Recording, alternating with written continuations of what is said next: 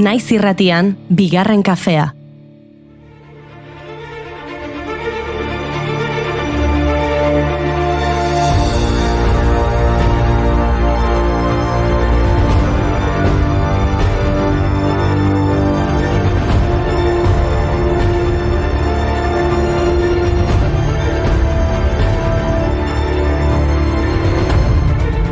Egun on guztioi eta ongi etorri bigarren kafera. Iritsi da urtarrileko azken astea eta beraz iritsi dira inauteriak.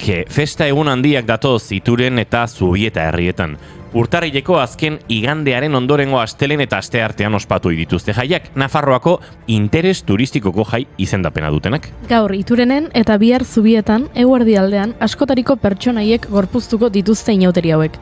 Hartzak, piztiak, ahariak, baina zalantzarik gabe joaldunak dira ikusgarrienak. Bi herrien arteko basoa zeharkatzen dutenean, zalaparta sortzen dute lurra neguko lozorro luzetik esna dadin, eta udaberria emankorra izan dadin.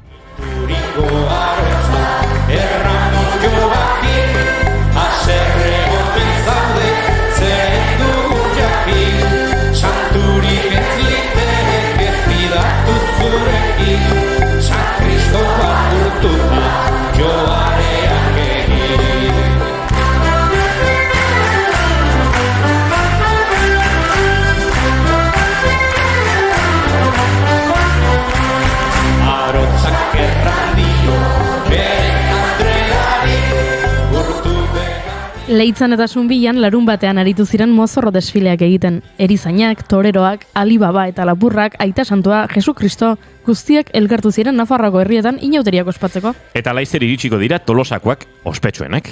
Efemeridei erreperatu beharko diegu mozorrotzeko inspirazio bila. Adibidez, bixera bat, gitarra bat eta malkoak. Eta baduzu ale subagore mozorroa.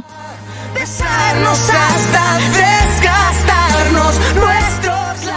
Mozorroa osatzeko Amaia Montero bat beharko duzu ondoan, ezta? Cada día crecer esa semilla, crear, soñar, dejar todo surgir, aparcando el miedo a sufrir.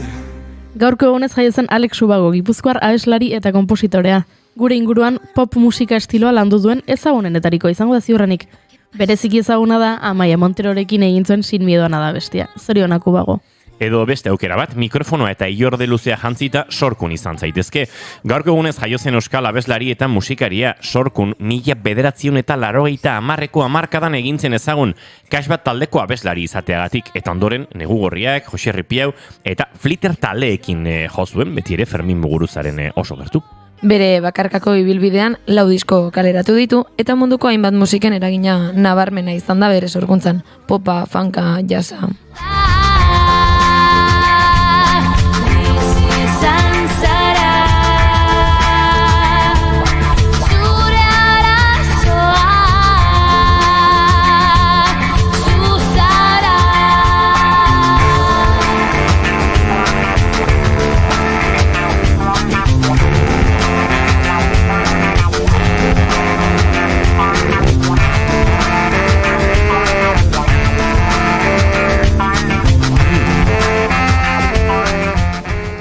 Eta musikarien mozorrekin amaitzeko, akordeoia eta betaborreko beltzak. Badakizu norra aipatu nahi dudan, ez da?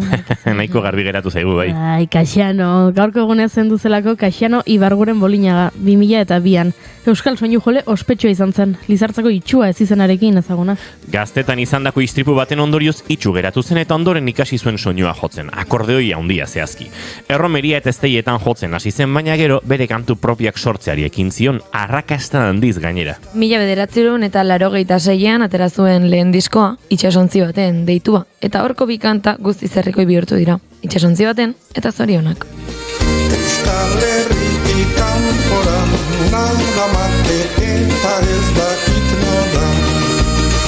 Agur senidean, agur lagunan, agur Euskal Herri osoari. Bikote mozorroa geroz eta ohikoagoak dira, beraz hona hemen beste ideia bat, Romeo eta Julieta. Gaurko egunez, 1585ean estrenatu du baitzen William Shakespearen antzeslana Londresen. The Most Excellent and Lamentable Tragedy of Romeo and Juliet, Shakespeare antzerkigile ingelesak idatzitako tragedia ospetsua da. Guztiok ezagutzen dugu, ezta? Elkarren aurka, liskar bizian diharduten Italiako bi familia nobleetako Montesco eta Capuletoetako seme eta alaba banaren arteko amodioa kontatzen duena. Historia romantiko bezala hartu izan da mende guzti hauetan, baina tira.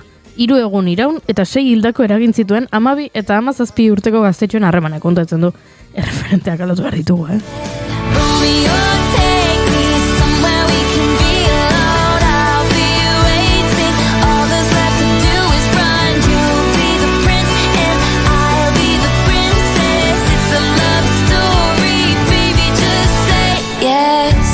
Gauza kurioso bat gertatzen da, ze Goiuriari da kantatzen abestia, biharamunik ezpalego bezala, eta June bitartean letra Goiurik bezain ondo dakien arren, erdi lotxatuta hola iskutuan kantatzen. Eskrutxo maten dit.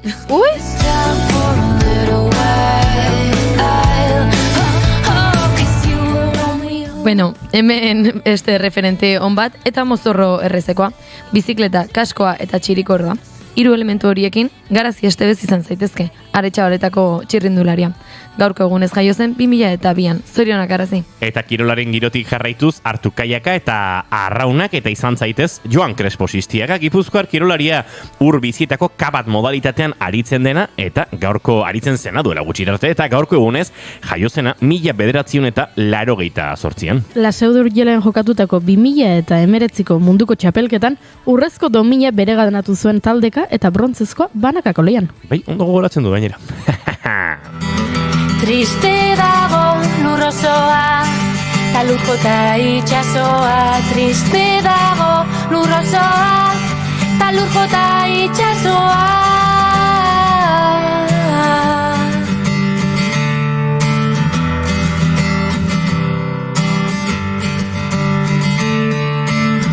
Ez lo kanta, ez olerki, entziniak ere serki. Ez lo kanta, ez olerki. Ba, hauxe gure mozorro festa, dagoeneko pres garagu inauterietarako, azadila musika eta dantza, eta lertu daitezela koloreak. Eta az dezagun irratsaioa, ezta? Bueno, bai, beharko dugu. Baiz, Josune Belete Mendizabalek, Nestor Basterretxearen inguruan hitz egingo omen digu, eta anekdota eta guzti dakar berekin.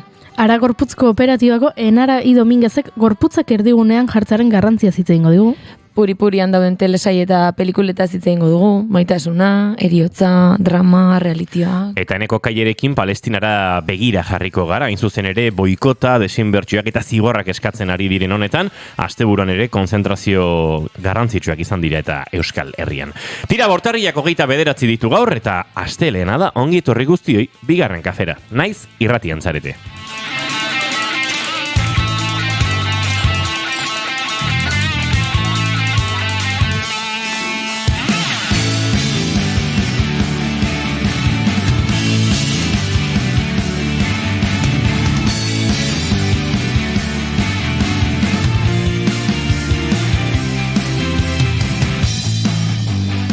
Zuekin Jaun Andreok June Romate Tibarguren egunon, June? Egunon.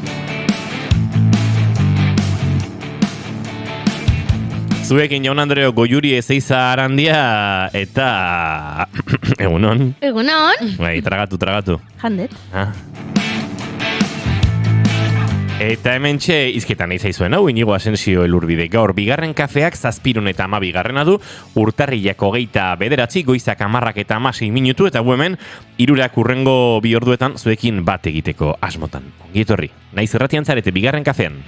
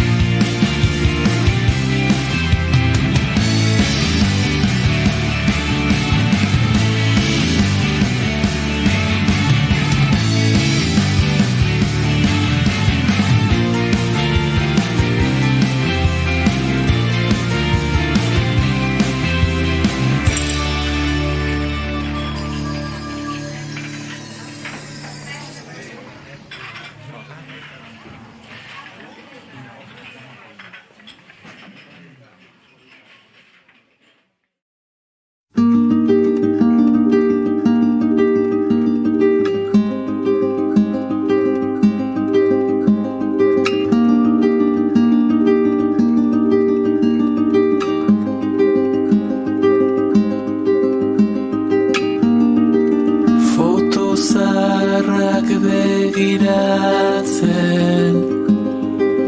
guziok gaude denok kaste Iadastu dugun zerbait horari gara ospatzen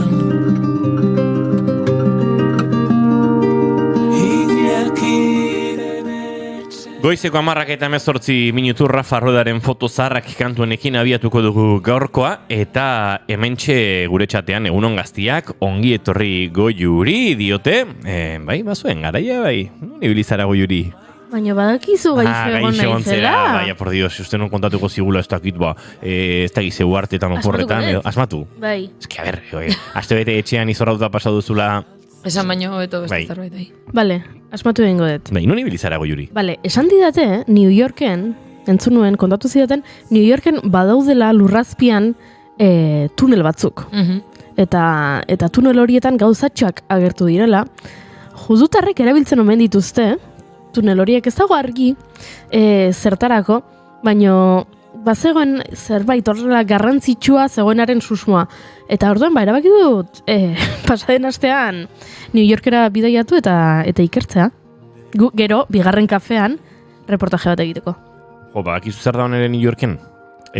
Parken bizitza estiloetara desberdin egokitu diren arratoi komunitateak. Bai, egia da. Hori akaitzara solak kontatu zigun. Bai, egia da. Eta batzuk droga asko jate zuten, baina intzuten olako immunitatea garatu. Egia da, eta esan zigun, pixka gezurra dela krokodiloak bizi direla estolderietan. Pentsatzen honegia, zela hori gezurra. txikitatik entzun dugu hori. Eta orain badatorra gaitz esatera gezurra dela. Bueno, bania honaiz New Yorken, aurreko astean. Hori. Ikerketak egin ditut. Eta informazio hori guztia bilduta, itzuli naiz, bigarren kafera kalitatezko kazetaritza egitera. Aha. Eta datoien noiz kontatuko izkiguzu? Datoriek daude Sumo hotelean. Sumo hotelean? Bai. Hala.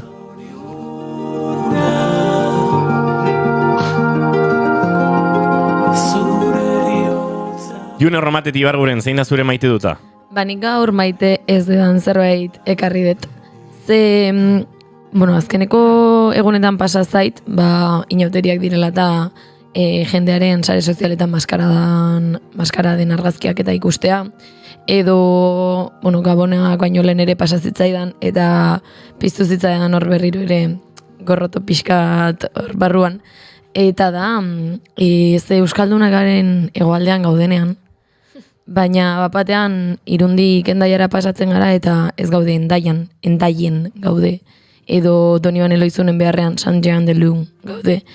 Eta izugarrizko gorrotoa pizten zaitze, hemen gea oso euskaldunak eta sare sozialetan jarri barba egun nun gauden beti herrien izenak euskaraz jartzen ditugu, baina iparraldera pasatzen garen momentuan azten zaigu Euskal Herria izaten jarraitzen duela, eta bertako izen guztiak frantsesez idazten ditugu jende askok, eta niri behintzat izugarrizko gorrotoa sortzen dit, ze badagor izugarrizko kontzientzia falta bat, eta ez dakit, benetan ez da intzaia izenak euskaraz ikastea, nik beti euskaraz ezagutu ditut, eta kostatu zitzaidan, San Jean de Luz, Donibane Loitzunez dela ikastea, beraz, ez dakit, da pixka bat. Nola iritsi garen onaino egozentrismo hitza atxerekin idazteraino. Esaten dugu Ibarrosok, así que... Zuk San Joan de Luz esaten duzu, aipatzen duzu jendeak esaten duela, baina okerra bai, San Juan de Luz. San Juan de Luz, konkistatzaileagoa. Ja, espainola egualdean inposatzea zaratago iparraldean ere inposatuta. Bai, eta zenbat aldiz azkeneko abenduan azkeneko aldia zela, Baionan lanparak igoko zituztela, suzko lanparatxoak, eta zenbat argazki ikusen dituen Baion idatzita. Baionan zaude.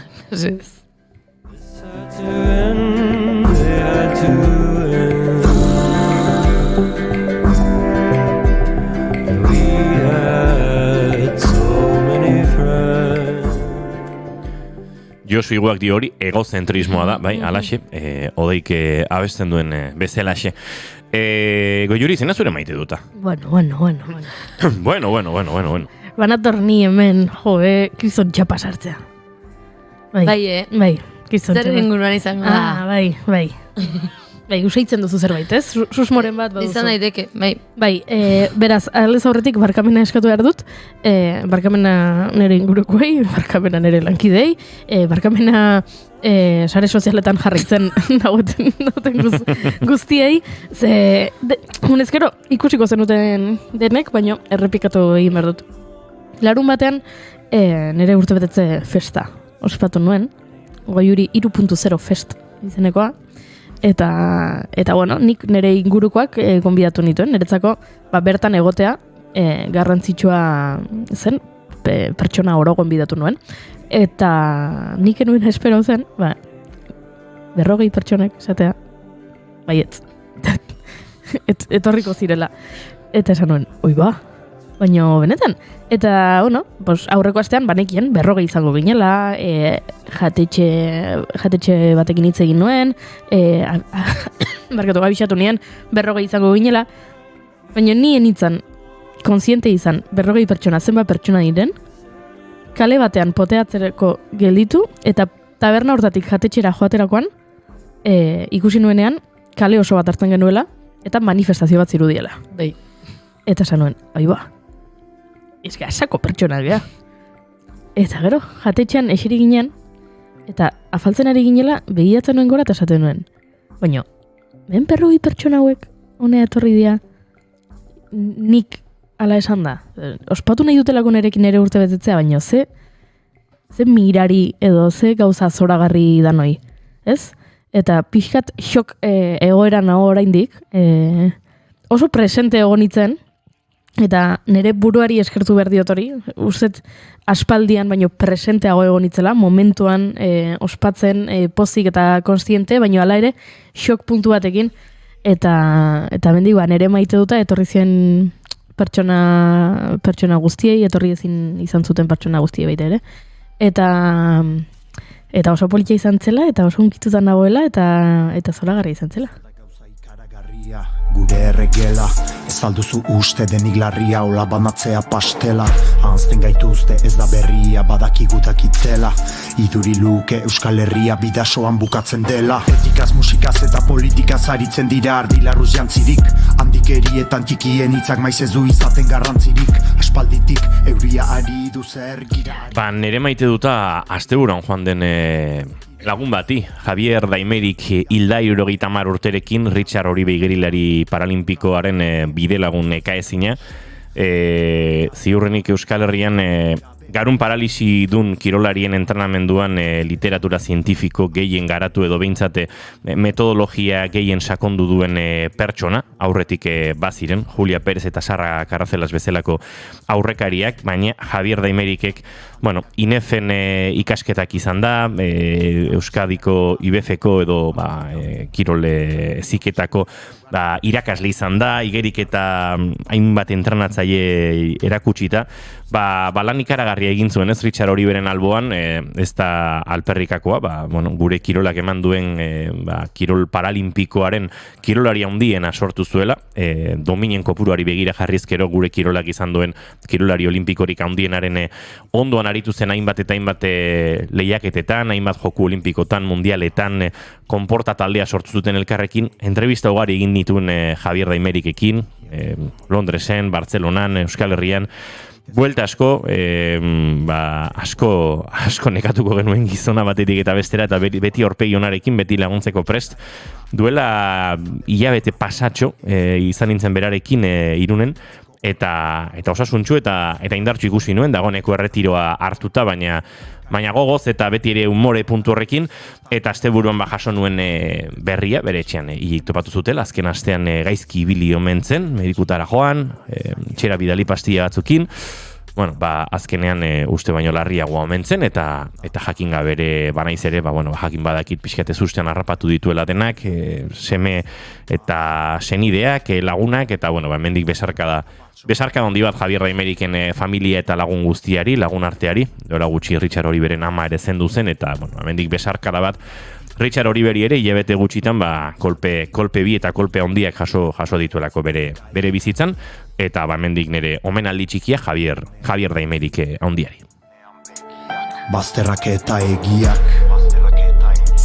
txikiak egiak, mintza daitezela periferiak, zergatik ditugu erdigunean begiak, ahazten ditugu bazterrak eta egiak, zerote giragu, txikiak egiak, ez denez berandu mintza daitezela periferiak. Eta maite duten tarte honetan gabiltzala, eta gure hurrengo gonbidatua aurkezten dugun bezala seskatuko diguari, bere maite dut, Josune Belez de Mendizabal, egunon eta konta iguzu zein den zure maite duta? Egunon, nire ondo oiuri zaitu dala hor. Jolin, oraindikan, ez dakit nola biliko zaentzu, baina, ostras, nik oraindikan ahotsa, ez da? Aitzaiten ere.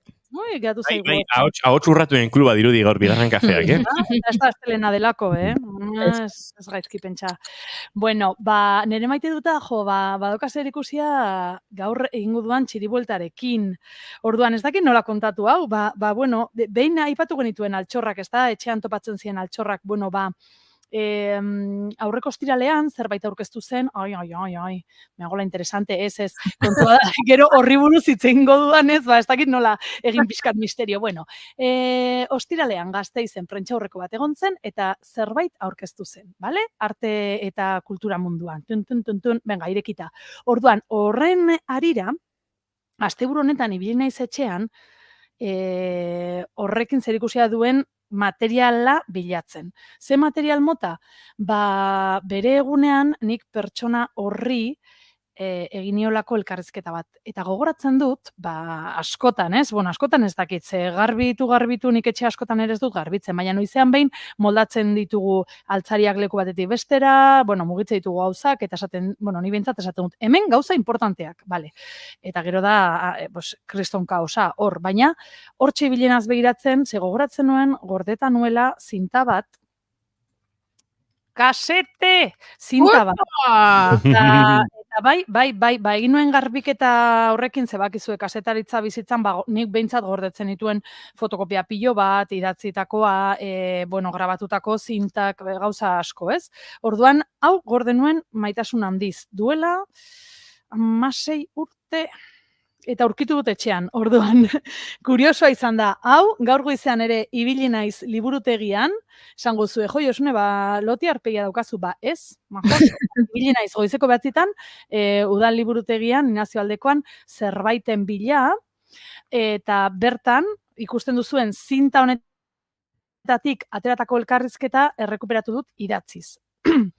Hori da nire maite duta, nolabait bizitzak, ez dakit, buelta eman duen, eta duela 16 urte gertatutako ura, gaur egun garrantzia duen zerbaitekin, lotu dala, ez dakit nola esan, osea, nik atzerekin dudala 16 urte, eta aurkitu ditu dala altxorrak nire etxean.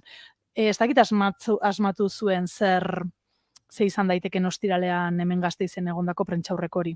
Ez? Bale, pues gero ja, nire maite duta horretara doa, eta gero ja kontatuko dizuet, gero orain esaten diazuenean. Asus ordenez? Bueno, behar da musika pixka bat. Hau da maite duten tartea, orain ni falta zaigu hemen gorkak esan diguna esaterako. Nire maite duta da, ze pozik jo nintzen pandero ikastarora, ze ona. 3 emakume eta ni bakarrik gizona. Hor ere, eskaz gabiltza orduan.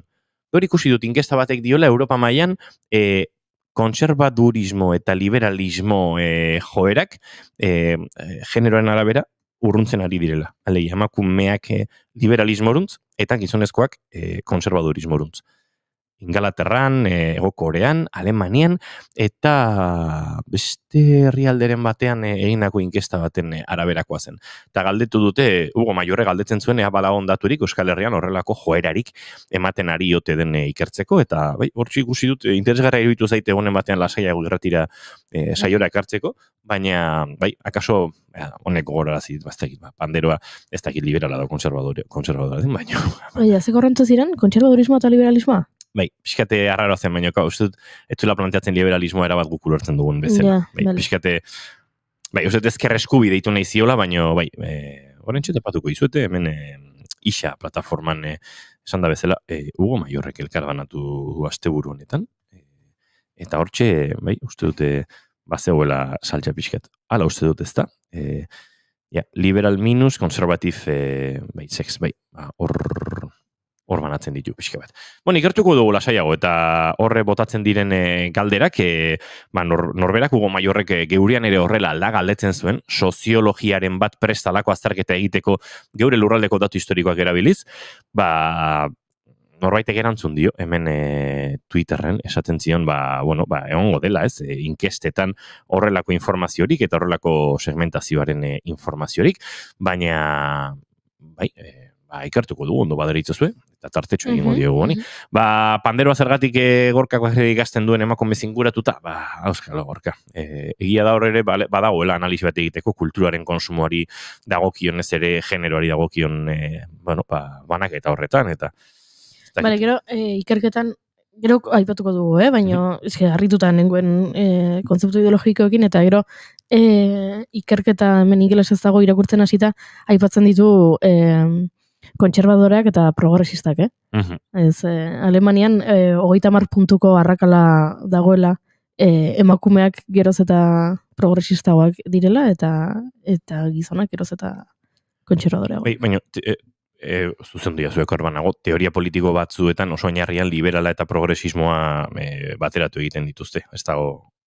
Bai. Guretzat pixka eta raroa litzateke, hemen liberalak eta progresistak ere bide berberetik joan izan direlako, eta hor badago saltxa, baina.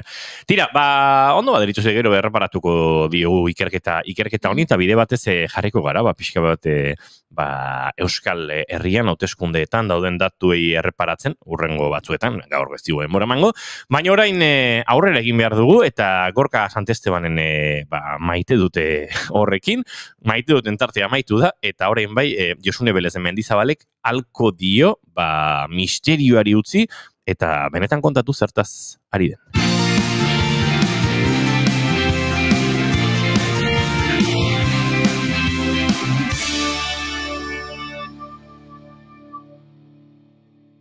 Bigarrenak ez direlako beti okerragoak, bigarren kafea.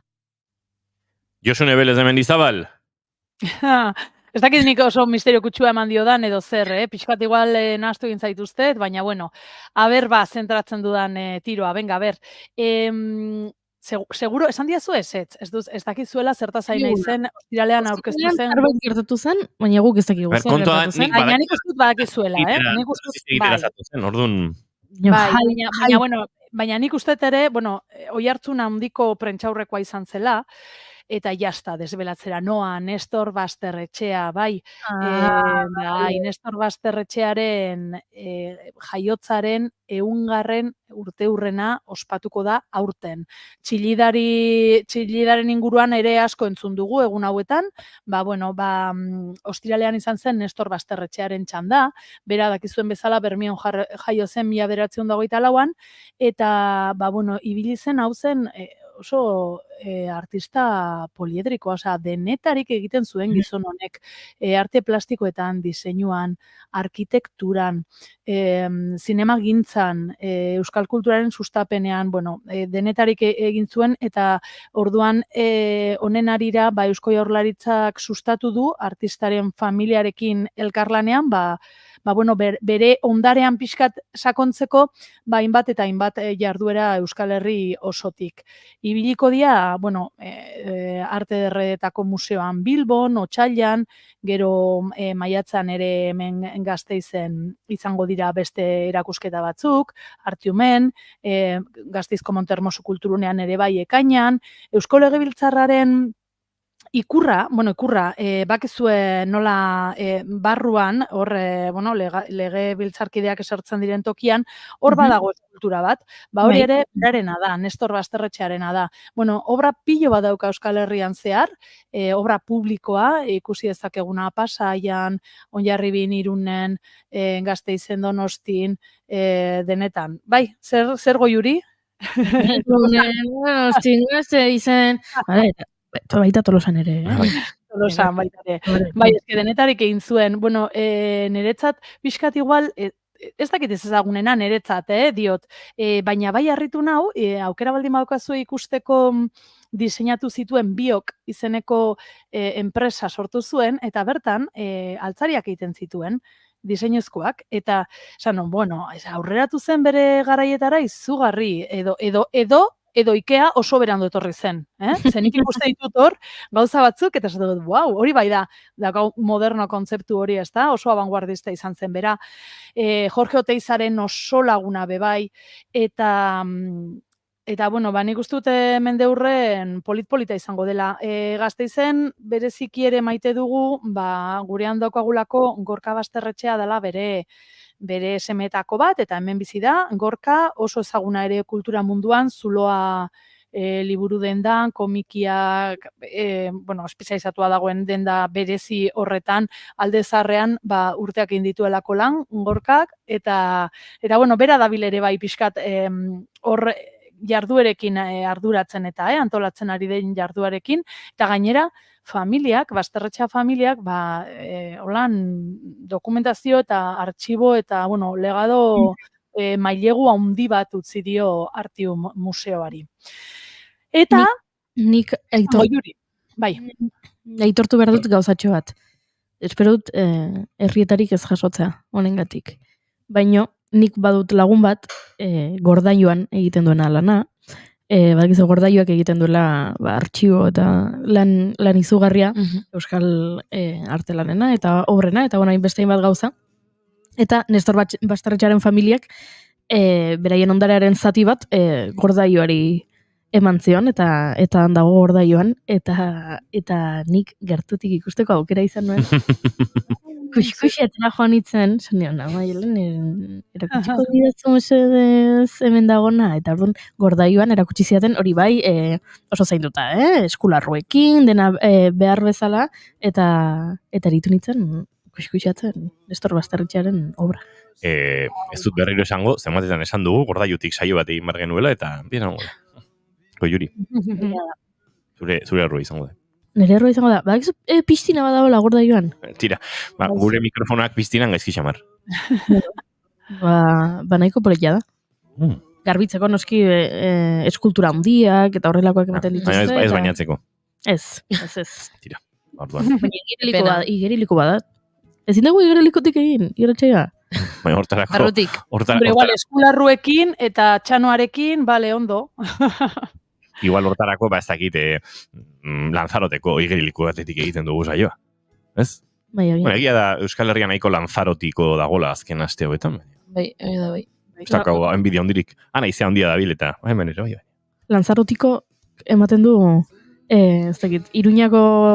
Pasteleri batera, Garrotiko bi eta Lanzarotiko bi, ez da?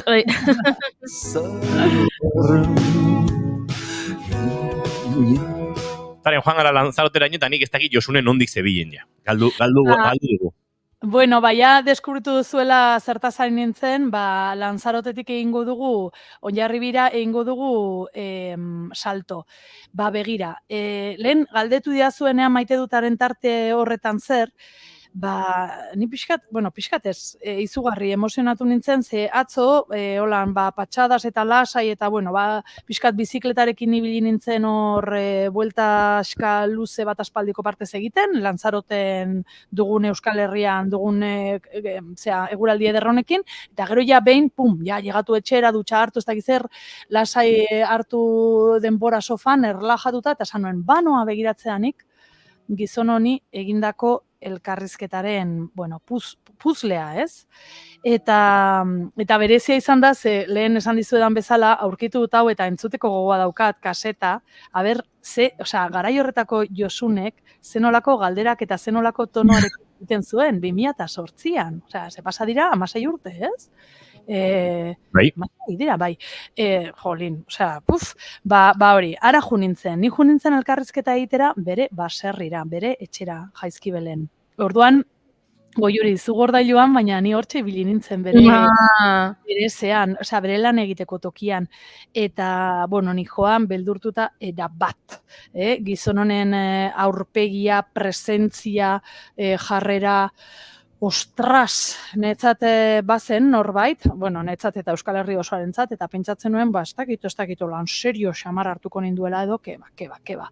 Oso gustora ibili ginen, eta gaur goizean, ni ere junaiz gordailu edo mailegu horretara hemen Gasteizen dagoen nazioaldekoa zehar liburutegira, eta eskatu diet, 2008ko otsaileko aldizkaria, Geu Gasteiz aldizkaria, bertan idazten nuen garai horretan, kuperatu dut, elkarrizketa orduan, orain, nahi dudana eginda alderatu, idatzi nuena hemen, dakizuen bezala, batzutan idazten duguna eta gero galdetzen duguna eta idazten duguna berdina da bere, ez hemen pikatu hori esaten dugun, ez?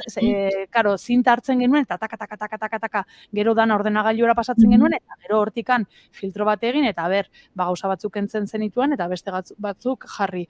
Eta ostras, nahiko txukun izugarrizko argazkiak edo hori xamarritun argazkiak ere ederrak dira. Ez deneriak, gero juntzen argazkilaria bestetik.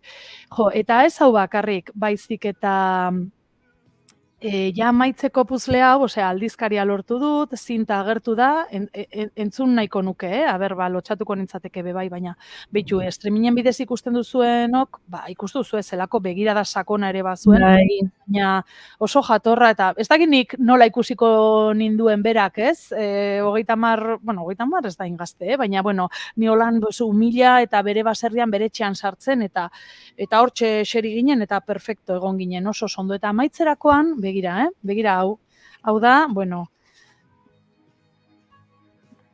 irratian ari garela, eta harinaz pixkat naukan jasota bere grabado bat, oparitu zidan. Erikatuta eta dana jartzen du, honetaz barre egin genuen bere gunean, hau da, berak, bere sinadurarekin Nestor Basterretxean 1988an egindako Herensuge grabadoa. Oparitu zidan 2008an esan bezala, eta horrela dago sinatuta, eta honekin bromak egiten genituen. Karo, 2 ordu egon eta gero bere etxean horrela jarri zuen berak. A mi amigo, Josune Vélez de Mendizabal. En Idurmendieta, 13 de enero 2008. Idurmendieta da bere baserriaren dena. Eta hau paritzian orduan daukat hemen, puzle bat... Hau altxor utxa da. Altxorra da, bai. Bai, eta horregatik oso pozik nago eta aurrekoan bere semeari Gorkari esan nion. Bakizu zure aita, ja urte batzuk dira badakidala Gorka dela bere semea, ze kazetaria nintzenean garan idazten nuen kulturan, eta klaro, zuloara askotan juten ginen bertan prentxaurrekoak egiten zituzten, bai erakusketenak, bai liburuenak, bai abeslarienak, eta klaro, nik Gorka bai ezagutzen nuen, baina nekien bere aitan Nestor Basterretxea zenik. Eta aurrekoan kointziditu genuen, eta esan nion, ezagutzeaz gain badakizu bere grabado bat daukadala etxean, eta pozik, eta horrekin atorkizu, eta nik uste dut Euskal Herrian zehar entzungo dugula beraren inguruan, esan bezala ekintza eta jarduera asko antolatu dituelako Eusko Jaurlaritzak hainbat lekutan, eta hemen Gasteizen ere gauza asko egongo dira. Orduan, hori izan da gaurko txiribuelta supermisteko.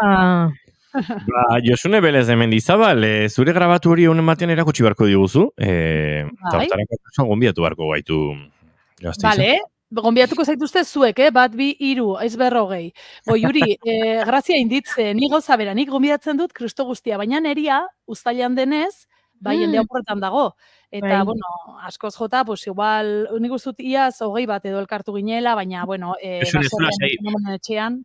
Uztailan batzuk lanean ibiltzen gara turra egiten, así que aitzakiarik ez daukazu. Apuntatuko du, uztailaren segunetan, markatu?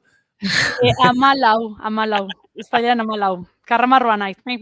Venga, bai, ea gogoratzen duzuen, eta ez baduzu gogoratzen, bueno, hurrengo urtean abisatuko zaituzte, ez dakit. Saiatuko bat. Uztaila urruti dago, eta Josenek aipatu du hitzordu asko antolatuko direla urte hurren honen arira, eta agian batzuk aipatu beharko ditugu, ez? Jendeak hitzorduak apuntatzeko. Bale, lehenengo otsailaren 28an abiatuko dena, Bilboko Arte Ederren Museoan, maiatzaren 26 arte egongo da, erakusketa Nestor Basterretxea, diseño y arquitectura, Pedro Ruela komisarioaren eskutik. Esan dugu, otsailaren 28tik maiatzaren 26 arte. Denbora asko dago. Ez azaldu, maiatzaren 26an, edo are okerrago, maiatzaren 27an erakusketa ikusi nahi zen dutela eta ez zutela denborarik eduki. Otsailetik, hortxe egongo da, mesedez? Juan. Bestela, apirian, Mentxugal gelan, hau uztailera arte, Basterretxean Irun izeneko erakusketa bat egongo da. Eta zer gehiago aipatu dugu Artiumen, maiatzaren 10ean Basterretxearen artxibo irekiko dela. Gauza pila bat daude. Montermoson serie kosmogoniko izeneko hori egingo dute, bai. Ekainaren 27an, Hori da. Ja, ekainan ja. Baina bai, Bermeoko udalak ere zerbait antolatuko du maiatzan. Durangoko Historia Museo eta Historia eta Arte Museoan ere egongo da, izango da Nestor Basterretxea ilustratzailea izenekoaren egoitza, urrengo urteko urtarrilera arte ikusgai egongo dena, beraz, hitzordu pila bat eta hitzakia gutxi, ez joateko. Bai, hala da. Et nous avions tous du génie. Souvent il m'arrivait devant mon... Josune Belez Mendizabal, Aznabugen Laboemonekin agurtuko zaitugu, gozatu astea, eta ondo biden, asteazkinen izango dugu elkarren berriz ere. Bai, asteazkenera arte, irukote, agur. Agur. Et puis aimer la vie, fallait-il que l'on s'aime et qu'on aime la vie. La bohème,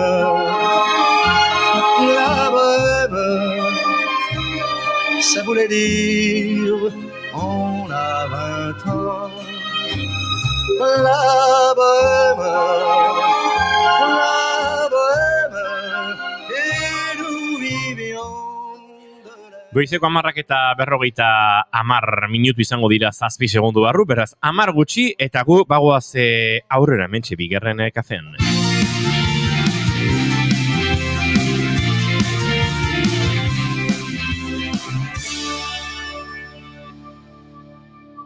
Bigarrenak ez direlako beti okerragoak, bigarren kafea.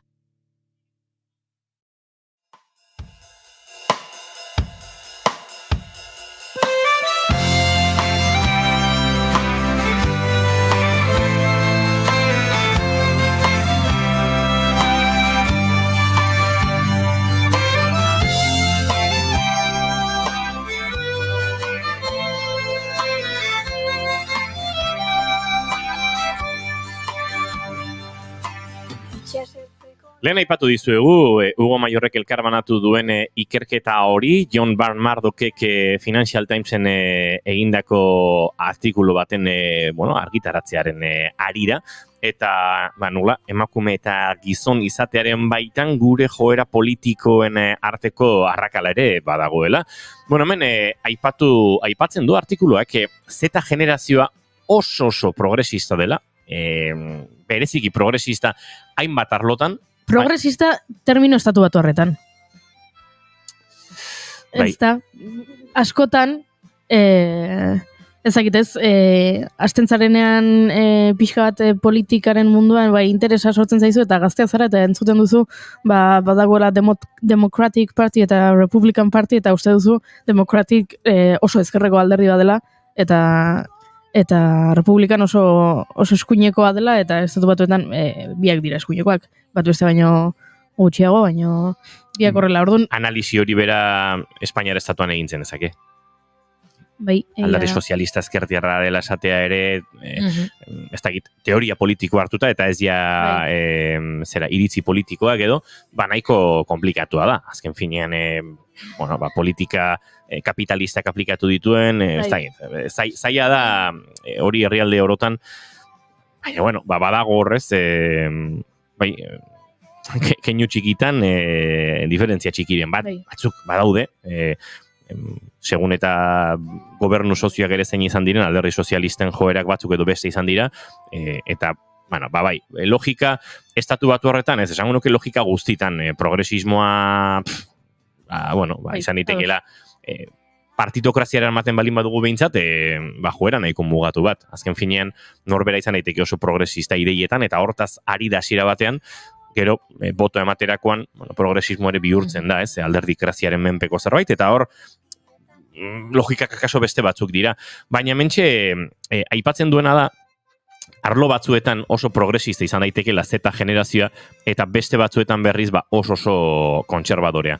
Eta hortik abiatuta, egiten ditu, banaketa dio Z generazioa bi belaunalditan edo banatu beharko litzatekeela. Eta horre sortzen dira hainbat alor ezberdin, ez da gauza bera 21 urte edo 30 urteko gazten errealitatea, eta horre aldatzen da, baina adibidez zehatz batzuk ematen ditu. Esaterako, Erresuma Batuan aipatzen zuen 25 puntuko aldea dagoela, eskuin ezker, nolabait progresista konservadore botoa ematerako orduan, Alemanian 30 puntukoa, Polonian esaterako, 18 eta 21 arteko adinean, ia erdiak eskuin muturra bozkatu zuela, eta soilik emakumezkoen 6 batek. Hor ere badagoela aldea. Eta horrelako egoera antzekoak nabari direla beste bat lekutan ikerketak egiterakoan. Egia da, oso azalean geratzen dela ikerketa, oso zaila dela Hego Korea edota Txinako errealitate politikoak alderatzea, oie biak berak Asian egonda, eta zer esanik ez hori konparatzen balin badugu Tunisiarekin esaterako, ez? Baina, guztietan olako ikerketa bat eginda, eta nolabait estereotipatuta zer dagoen ezkerrean eta zer dagoen eskuinean, eta hor, goiurik izan duen bezala, estatu batuetan, eta beste hainbat tokitan ezker eskuin ere, dena izan daiteke nahiko konservadore, baina... Estatu batuak aipatu dut, estatu batuetako ikerketa batetik abiatu garelako, Bueno, ikerketaren arduraduna estatu batu barra izango da, baina ikerketa estatu batutatik garatago batuta dago. Horregatik. Eta hortxe sortzen diren aldeak hauexek direla, ez? Emakumezkoen eta gizonezkoen artean badagoela joera bat, emakumezkoetan progresistago izateko eta gizonezkoetan kontserbadoreago. 30 puntu, 25 puntu, 40 puntu, aldeak handiak dira, herrialderan arabera esan da bezala aldatu egiten dira, baina hortxe daude. Eta batez ere, kuriosoa da, ze dago joera historikoa, 2005-etik Hego Korearen kasuan, estatu batuen kasuan 1980-etik, joera orokorrean beti izan da, emakumezkoetan progresistago eta gizonezkoetan konservadoreago, baina azken urteetan bi joera horiek erabat urrundu egiten dira. Azken urteetan diodanean, 2015-2018 inguru hortatik, 2015-etik, 10-15, hor azten da banatzen, eta herrialde hauetan, Korean, Alemanian, Ingalaterran eta Estatu Batutan banaketa hori ikaragarri zabala bihurtzen da, eta asko urruntzen dira. Pentsatzen dut hemen, feminismoak ere bere eragin izango duela. Gizonezkoen 54%ak sentitzen baldin badu, feminismoak euren eskubideak urratzen dituela eta urrunegi joan garela, ezker progresista izatea gero eta zailago izango zaio hori sentitzen duenari. Pentsatzen dut, artikuloan aipatzen da, mitu mugimendua, eta hori da, gakoetako bat, zalantzari gabe, hemen azkeneko urteetan, eta begira feminismoak urteak dauzkala, baino azkeneko urteetan agian ikusgarritasun gehiago eman zaio, kaleak beste modu batera bete dira, ze aurretik ere egiten ziren manifestazioak eta egiten ziren elkarretaratzeak, baino bai hartu duela, ez dakit, mainstreamean beste lekutxo bat, eta horrek zalantzari gabe eragina izango du horrelako joeretan. Baita ere, sare sozialen erabilerak, zalantzari gabe. Nola? Sare sozialen erabilerak tendentzia ideologikoak moldatzen dituela, bada azken aldian, ez? Bolo dabilen hipotesi bat, eta nola gazteek topatzen dituzten elkargune batzuk foroetan edo online sarean, elikatzeko ideologia politiko hori, edo informazioa biltzeko, aldatu da datuak jasotzeko modua, kontsumitzeko modua, eta elkarbanatzeko modua, eta uste dut horrek ere eragin handia izango duela.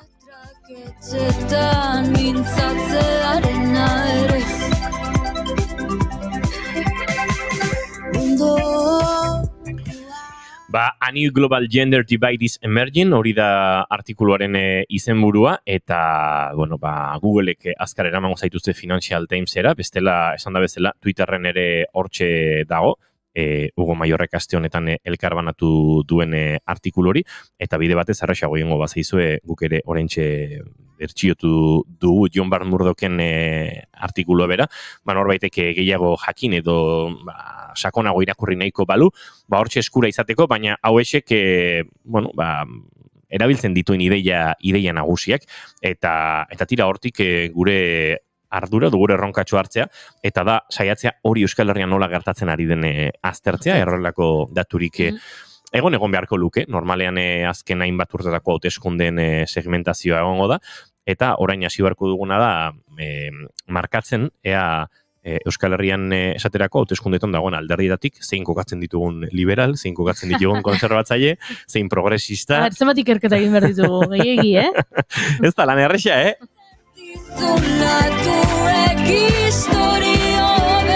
Akaso soziologo bat eskatzen badiogu hori azaltzea, karlismoraino egin beharko du atzera, ulertzeko liberalen eta sozialdemokraten, eta bestelako joerak, ez?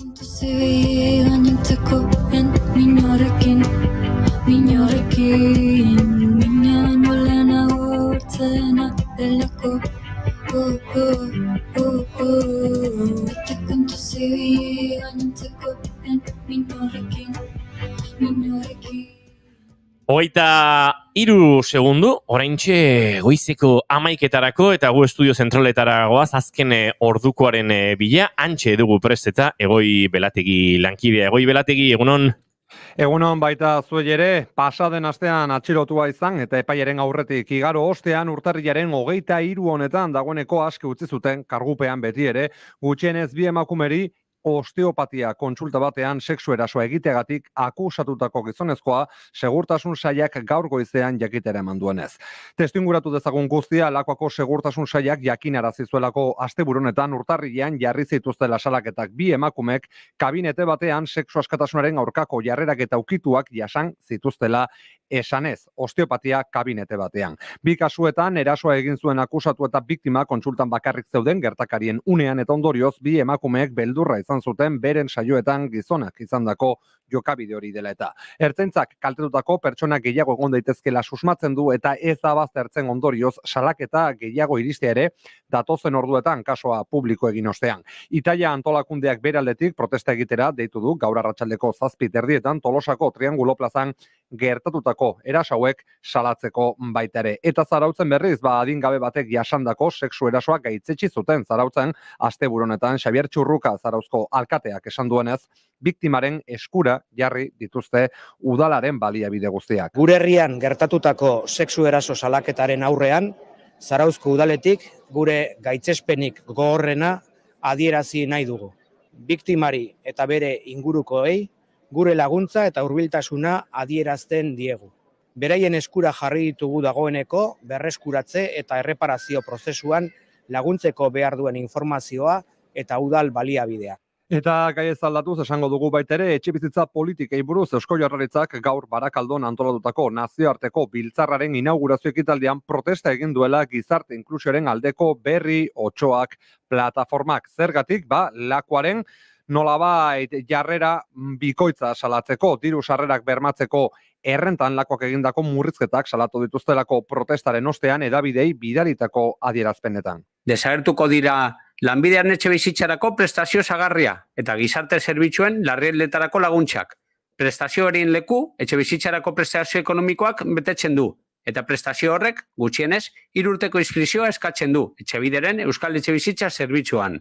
Apirilaren 2tik aurrera, desagertuko diren bi prestazioak eskuratzeko, etzen inolako aintzinatasunik eskatzen. 11:02 minutu eta agurra esan baino lehen beti bezala, tartetxo informazio praktikoari, lasai errepideak hegoaldean, Hego Euskal Herrian, aldiz gogora ekarri behar oraindik ere A63 autobidearen blokeari eusten diotela Baiona parean, laborariek badakizue, borroka betean daudela pasaden astetik zehatzago, gurean Euskal Herrian pasaden aste artetik. Bada 11:02 minutu ditugunean, hementxe utziko dugu berriz ere konexioa bigarren kafeari eta gure aldetik eguerdiko 12etan bueltan izango garela, informazioaren ariaren bigarren edizioan. Goizeko 11:03 minutu segituan eta gu hementxe aurrera goaz bigarren kafean.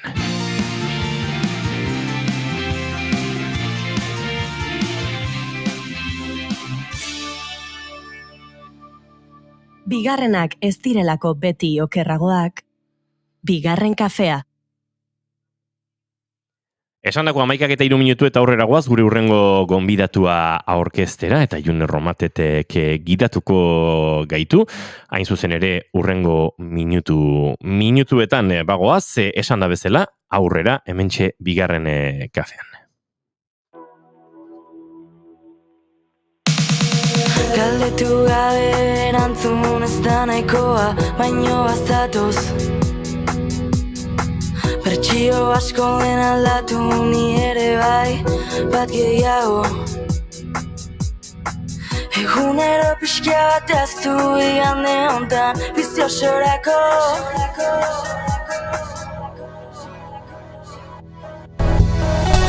Erosten lekutan, galtzen duzu harima. 2005 urtetik, gaurko eguna, urtarrilaren 29 buru hausgarrien eta puzleen mundu eguna da. Munduko denbora pasarik ez ezagunetako bat dira, baina denbora pasez gain baditugu guk ere buru hausgarri asko gure egunerokotasunean. Horien artean, nahaste asko sortzen dizkigun buru hauste bat, gure gorputza. Gehiagixiluztean esan dut gerikoa, atzaude aduz. Jaiotzen garenetik hil arte gurekin dagoen bakarra gure gorputza izaten da, eta askotan gutxien ulertzen dugun gauzetako bat izaten da. Batzuetan ez ditugu ulertzen gure minak, sentsazioak, edota gorputzak egiten dituen prozesuak ere.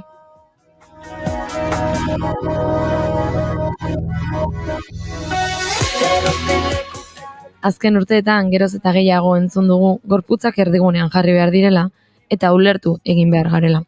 Pixkanaka geroz eta gehiago hasi gara entzuten emakumeen gorputzetan ematen diren prozesuen inguruan. Ziklikoa garela eta horrek dakarren guztia adibidez. Honen inguruan lanean dabiltza 2017tik Jone F. Zabaleta eta Enarai Dominguez, Ara Gorputz Kooperatibako kideak. Gaurkoan gurekin dago Enara, egun honetan getorren Enara. Ni esker aukeragatik eta gaia hemen jartzeagatik ere. Aipatu bezala ez da, Enara, 2017an sortu zenuten Ara Gorputz, eta hori da asmoa, gorputza erdigunean jartzea.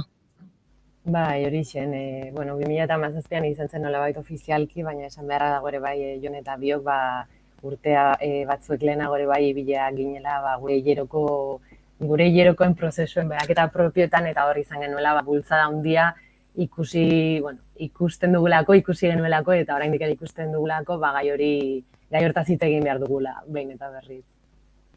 Hasi zineten pixkanaka zuen kabuz eta elkartu zineten, Ara Gorputzen bideak hilerokoa eta ginekologia lantzen ditu batez ere, ez da?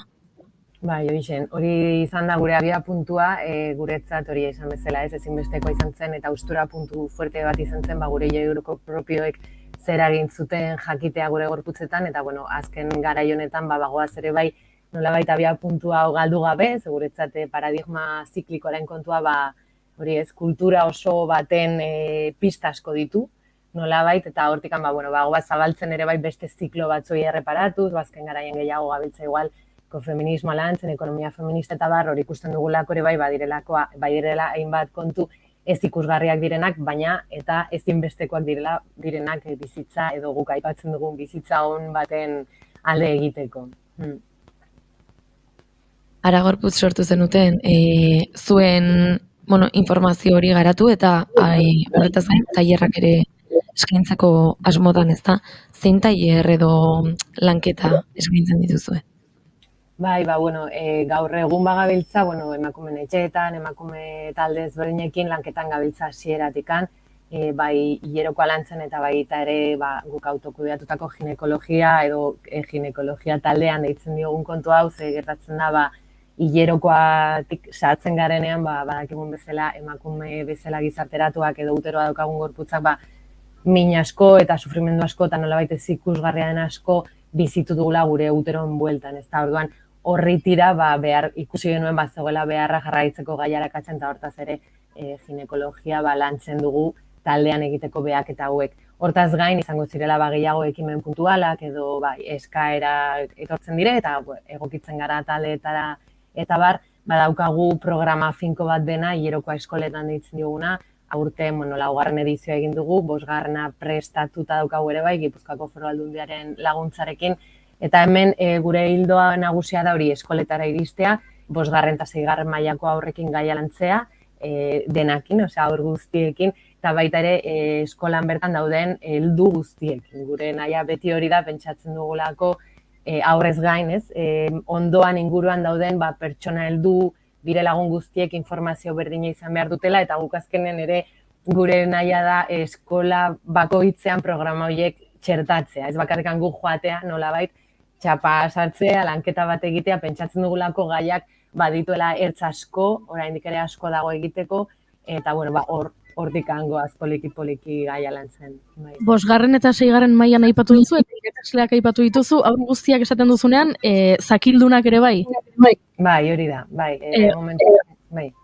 Bitxeiru ditu zait, gogoan dudalako nola, lehen hezkuntzako 5. mailan etorri zen emakume bat guri horretaz hilerokoaz hitz egitea, eta tanpoiak, eta denak, pixka bat landu genuen, eta itxi zen emakume gora, boltxe batekin, klasera, eta guk ez genekien etortzekoa zenik, eta esan zuen, mutil guztiak jolastokira, eta neskak hemen geratuko zarete nerekin.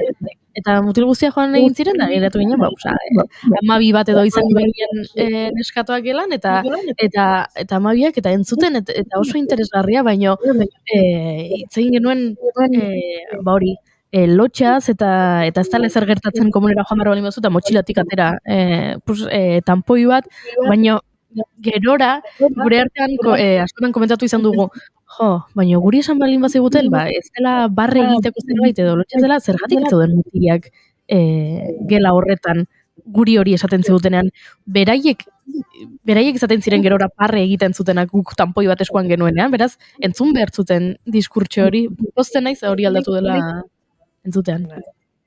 Eta kasur, esan enora?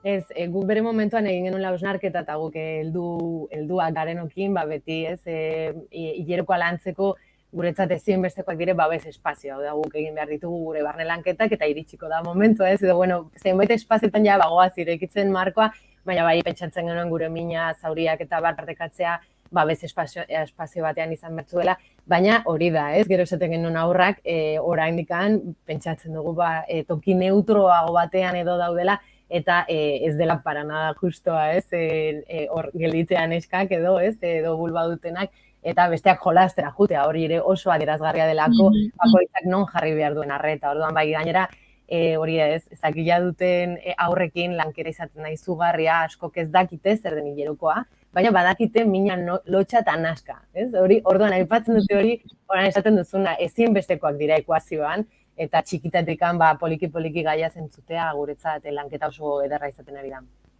Eipatu behar nuenenara, eta Goiuri eta June, eskolako banaketa hortatik aratago etxeetan gertatzen dena. Alegia, bi aizpa eta ama aitarekin biziren etxe batean, etxe batzutan, nik entzun izan die lagunei ez, nire etxean kopa mensola egosten da etxean, zopa egiten den suaren ondoan, inongo zeharik gabe, nire etxean bi anai, aita eta ama bizi izan gara, eta nik amaren hilekoaren kontzientziarik ez daukat oroitzapenin erama hilekoarekin egon izanarena ere ez, eta uste dut hor ere badagoela ez, gure zakildunon kontzientzia faltaren edo ezagutza faltaren zerbait, ez, ikastetxetan hasi, etxeetan zer eredu izan duzun ere kontuan hartuta, asko dagoela.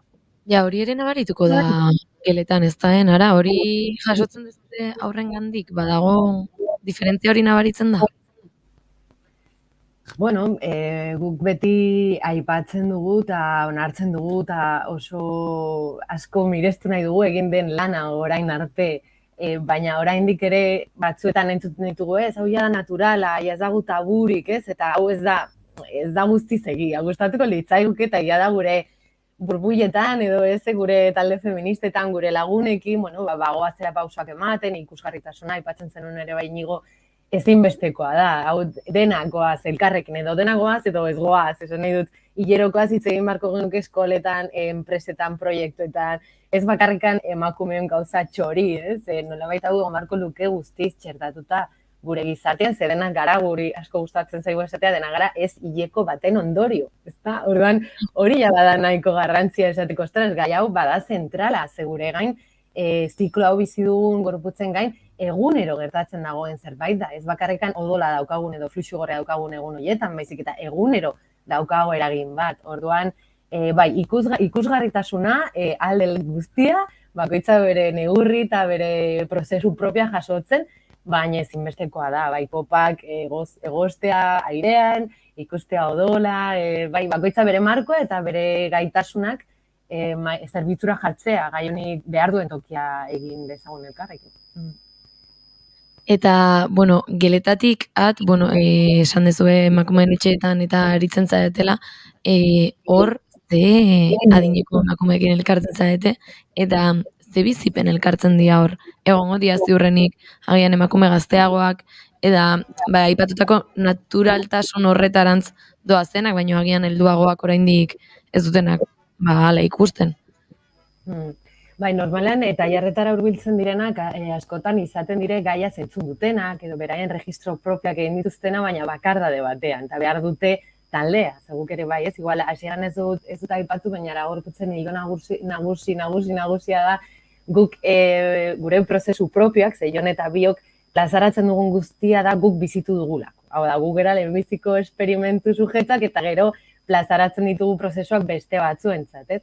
Ordan askotan ikusten dugu kolektibizazio behar horri badagoela. Hau da, zu zaude zure etxean, zure registro, zure pageo guztiarekin, baina behar duzu espazio hori non hori dena balioztatzen zaizun. Guretako balioztatzeitza oso ederra da eta oso beharrezkoa hilerokaren kontu guztiontan, ze baditugu hainbat kontu bakardadean, lotxan, konplejuan, ezberdintasunean, ez? Asko matxakatzen gaituela gure buruak. Ordan, hori plazaratzeko espazio izatea, normalan horrelako kideak izaten dire, hori bila doazen kideak izaten dire etortzen direnak. Gero ere, beti izaten ditugu opariak emakume heldu batzuek agertzen dira, eta oso ederra izaten da, nahiz eta hileroka ez duten, kontziente direlako beharraz, eta oso baliagarriak dira ere beraien relatoak, ez? Orduan, horrelako zerbait esango nuke, orokorrean bagaudela prozesu hauetan, baina oraindik ere oso modu isolatuan, eta behar ditugula elkar jartze espazio horiek eta kolektibizatzekoak ezinbestekoak direnak. Eta, pixkat bukatze aldera denboraz justuta gabiltza eta, baina aurrerago ere nik uste duela gaiak tiratzeko aukera, Aragorputzek sortu zuen, hain famatuak diren edo askotan emakumeen mugikorretan ikusten ditugun hilerokoak jarraitzeko aplikazioak, ez da, erabat euskeraz sortutakoa dena. Hori zen, bai, aurrek urtean, 2023an ja zabaldu genuen, hau iametza enpresarekin batera sortutako aplikazioa da, eta bere izgarri moduan hori aipatu duzuna jone euskera hutsean dagoela, badauka ere bai blog atal bat, non guk urte guztia betan sistematizatu ditugun jakintzak hor daude irakurtzeko, eta ere oso garrantzitsua aipatzea datuak, molkatzen diren datu guztien sarbidea guk bakarrik izango dugula, ez? Eta etorkizunari begira, nahiko genukela horiek izatea baliogarriak behar ditugun ikerketa feministak edo ikuspuntu feminista txertatzen dituzten ikerketa horiek bultzatzeko edo izango direla. Enaran, mi eskerra guzti honek hartzeagatik nik uste bigarren kafe bat hartu beharko genukela eta agian tailer horietako bat zuzenean egin eta ea aukera dugun berriro elkarrekosteko. Berki gonbidatzak noski eta mila esker espazioagatik eta nahi duzutenean bigarren kafea noski. Eskerrik asko.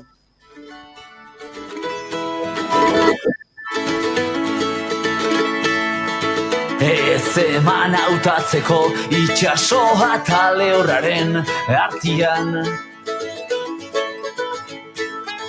Ez eman hautatzeko. Beno, barkadia zaudela entzulek, saiatu gara alik eta audio garbiena lortzen, baina ez da erresa izan eta tira, interesgarria bezain zaila momentu batzutan ulertzea, beraz, uste dut bigarren kafe hori ere june, lasaiago eta ea aurrez aurre egiteko aukera daukagu. Plazaratuko diogula enarari. Itxas labarrean ez eman hautatzeko ego aize zoro edo mendebala. Ez eman hautatzeko olatu berde edo mendi urdinak. Gustora bizi naiz ni harri gorrien itxasadarrean. Badakit harifin bat dela nire bizilekua. Marrazturiko mapetatik iesi itxasoan galtzen aizarri. Besteetan beldurak jota ingura behar dut bota da sentitu zure babesa. Itxasoarekin bakarrik galduko nintzatek eta lehorrarekin ito.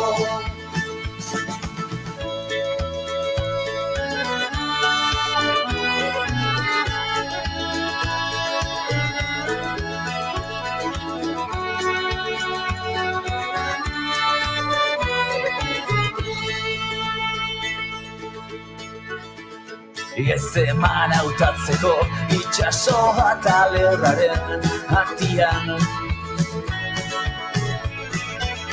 Ez eman hautatzeko laster bueltatuko naiz. Gustora bizi naiz ni azken piraten gotorlekuan. Itxasargia dakuzat bagatoz barruko bandan. Marrazturiko mapetatik iesi itxasoan galtzen aizarri.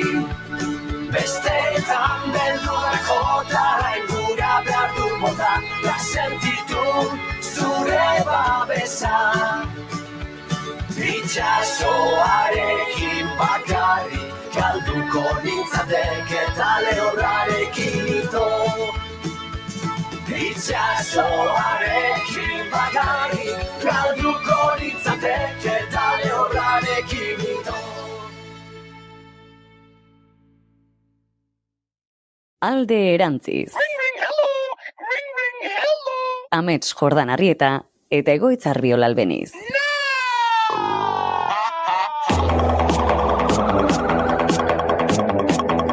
Azkenean etorri gara, Naiz Irratiak behartzuela etzekien programa egitera. Eta hemen izango gaituzue tarotaz hitz egiten, bizitzaz, zapalkuntzez, injustiziez eta beste hainbat gauzetaz ere bai. Alde erantziz, ostegunetan, arratsaldeko 7:00. Naiz Irratian. 10 minutu gutxiegi dira disko batek atzetik duen lan guztia azaltzeko. Musikaria. Astelehenetik ostiralera, gaueko 11:00, Iker Gurrutxagaren eskutik.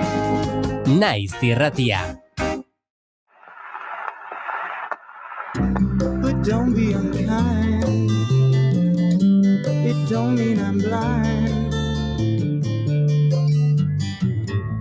Perhaps there's a thing or two think of lying in bed. Gramofonoa. Istitzu Pinatxorekin. But there it is. Keith Emerson ekarri nahi izan dugu gaur gramofonora. 1954ko azaroaren 2an jaio zen Erresuma Batuan eta Emerson Lake and Palmer taldeko teklatu eta abeslari gisa egindako lanagatik da ezaguna. 77an egintzun debuta The Nice taldearekin eta 70ean Emerson Lake and Palmer supertaldea sortu zuen. Rock sinfonikoaren erakusle nagusiak izan zirenak. Taldea 78 banandu zen, 82an bueltatu, azkenik 88an berriro ere desegiteko. Mino joan etorriak gora bera Emersonek taldearekin ondare musikal ikaragarria utzi zuen. Tragikoki, bere eskuko nerbio bateko gaitz baten ondorioz depresio sakonean sartu zen, bibeatz ezin mugitzea eragintziona, eta nonbait ezin izan zion egoerari aurre egin, eta bere buruaz bertze egintzun 2016ko martxoaren 10ean buruan tiro bat emanda Keith Emersonek. From the beginning.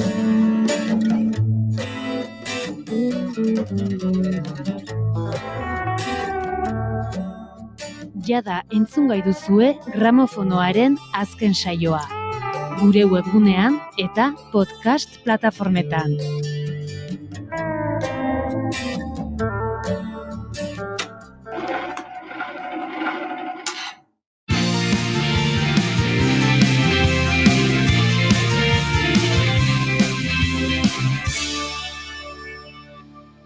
Bigarrenak ez direlako beti okerragoak, bigarren kafea.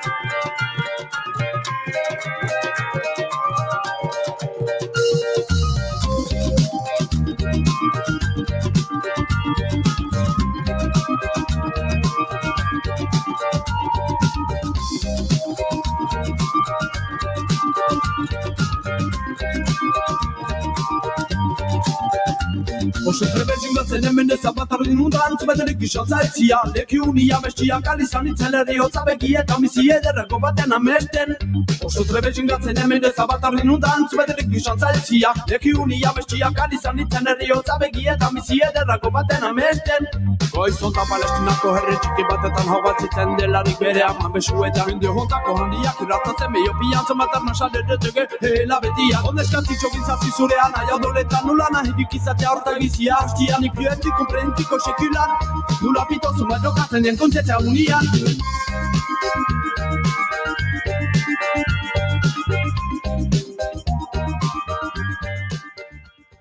Eguerdiko 11:25 minutu eta Sibirutzen Palestina kantu honekin egingo diogu harrera gure urrengo gonbidatuari urrian oker ez banaiz akaso azaro hasieran arekin izan ginen ordurako Gazako zerrendan Israelen operazio militarrak ez dugu esango hasieraz urtetan eta urtetan inoiz amaitu ez den sarraski baten gorakada ere badazken hilabetetan Gazako zerrendak bizi duena, baina aritu ginen eneko kaierekin hain zuzen ere orduan sortu zirelako lehen mobilizazioak Euskal Herrian, hilabeteak pasa eta mobilizazioek hor diraute, gero eta indartsuago, gero eta jendetsuago, asteburuan behasainen izandako horren adibidea ere badugu, aurreko asteburuan ere aipatu genizkizuen Euskal Herrian hainbat lekutan egindako konzentrazioak, baina batez ere aipatu genizuen joan den astean eta saiatu ginen enekorekin aritzen, azkenean gaur izango dugu tartea berarekin, mobilizazio horietan desinbertsioak, boikota, presio zuzen ari direla eskatzen eta horren inguruan aritu nahi genuen berarekin. Eneko Kaie, egunon eta ongietorri berriz ere bigarren kafera. Kaixo, eskerrik asko egunon. Bueno, aipatu izan dugu saioan eta aipatu izan dugu beti, zurekin ere aztertuko genuela, baina gogoan dute konzentrazioek abiatu zirenean, azken gorakada, sarraskiaren azken gorakada horrek egin zuenean, elkartasuna, kezka, zer gertatzen ari zen, nola gertatzen ari zen, baina asteak igaro dira, denbora igarotzen joan da, sarraskiak ez du etenik zoritxarrez, baina poliki presioa beste modu batzuetara ari zarete bideratzen, eta beste modu batera bideratze horretan aipatu ditugun boikota, desinbertsioak, zigorrak, nolabait Israelgo estatuari ekonomikoki eragingo dioten bideak edo exigitzen aritu zaretela, azkenekoa behasainen oso zehazki kafe enpresaren inguruan egindako aldarrikapen hori. Konta iguzu nolakoa izan den eraldaketa hori eta nolakoa izan den pixkanaka presio zuzena horretara igarotzeko prozesu hau. Nik uste dut eraldaketa hori naturala izan dela, azkenengo hilabeteetan Israelgo estatuaren palestinarren aurkako genozidio honen aurrean, bilakaera naturala izan dela. Egia da boikot desinbertsio eta zigorren kanpaina aspaldiktik datorrela, 2005ean palestinar gizarte eragile ezberdinak 100 eragile baino gehiago dituzuten kanpaina hau, nazioarteko kanpaina hau. Eta orduan 2005 urtetik nazioarteko kanpaina bat bilakatu zen, eta egia da azkenengo hilabete hauetan Euskal Herrian izugarrizko bultzada izan duela kanpaina honek, hainbat ekintza, hainbat iniziatiba bultzatu egin dira, hainbat dinamika bultzatu egin dira herrialde ezberdinetan, bai Araban, bai Nafarroan, Bizkaian, Ipar Euskal Herrian eta Gipuzkoan, Israelgo estatuarekin eta Israelgo apartheid eta kolonizazioarekin harremanak eta etekinak ateratzen dituzten enpresak seinalatzeko helburuarekin, eta aipatu duzun moduan, azkenengo asteburuan behasainen ikusi dugu, hainbat euskal herritar kalera atera ginela, esatera, badaudela enpresa, badaudela gobernu, badaudela euskal erakunde eta alderdi politikoak zionismoarekin harremanak dituztenak eta harreman oro eta exigitzen diegu. Esan da bezala, azken asteetan eta azken hilabeteetan etengabeko mobilizazio sorta bat bultzatzen ari zarete, eragile talde horrek, eragile askozuk esan da bezala, eta erantzuna ere gero eta handiagoa da. Ez dakit badirudi, genozidioak aurrera egina ala, joera izaten da, gatazka militarretan atentzioa, edabideen presentzia pixkanaka gutxitzea, baina aldiz Gazarekin esan daiteke Euskal Herrian behintzat jendearen babes hori eta jendearen kezka horrek mantentzen duela indarra, ez da eneko, ez dakit hor ze eragin sentitu duzuen edo ze joera sentitu duzuen.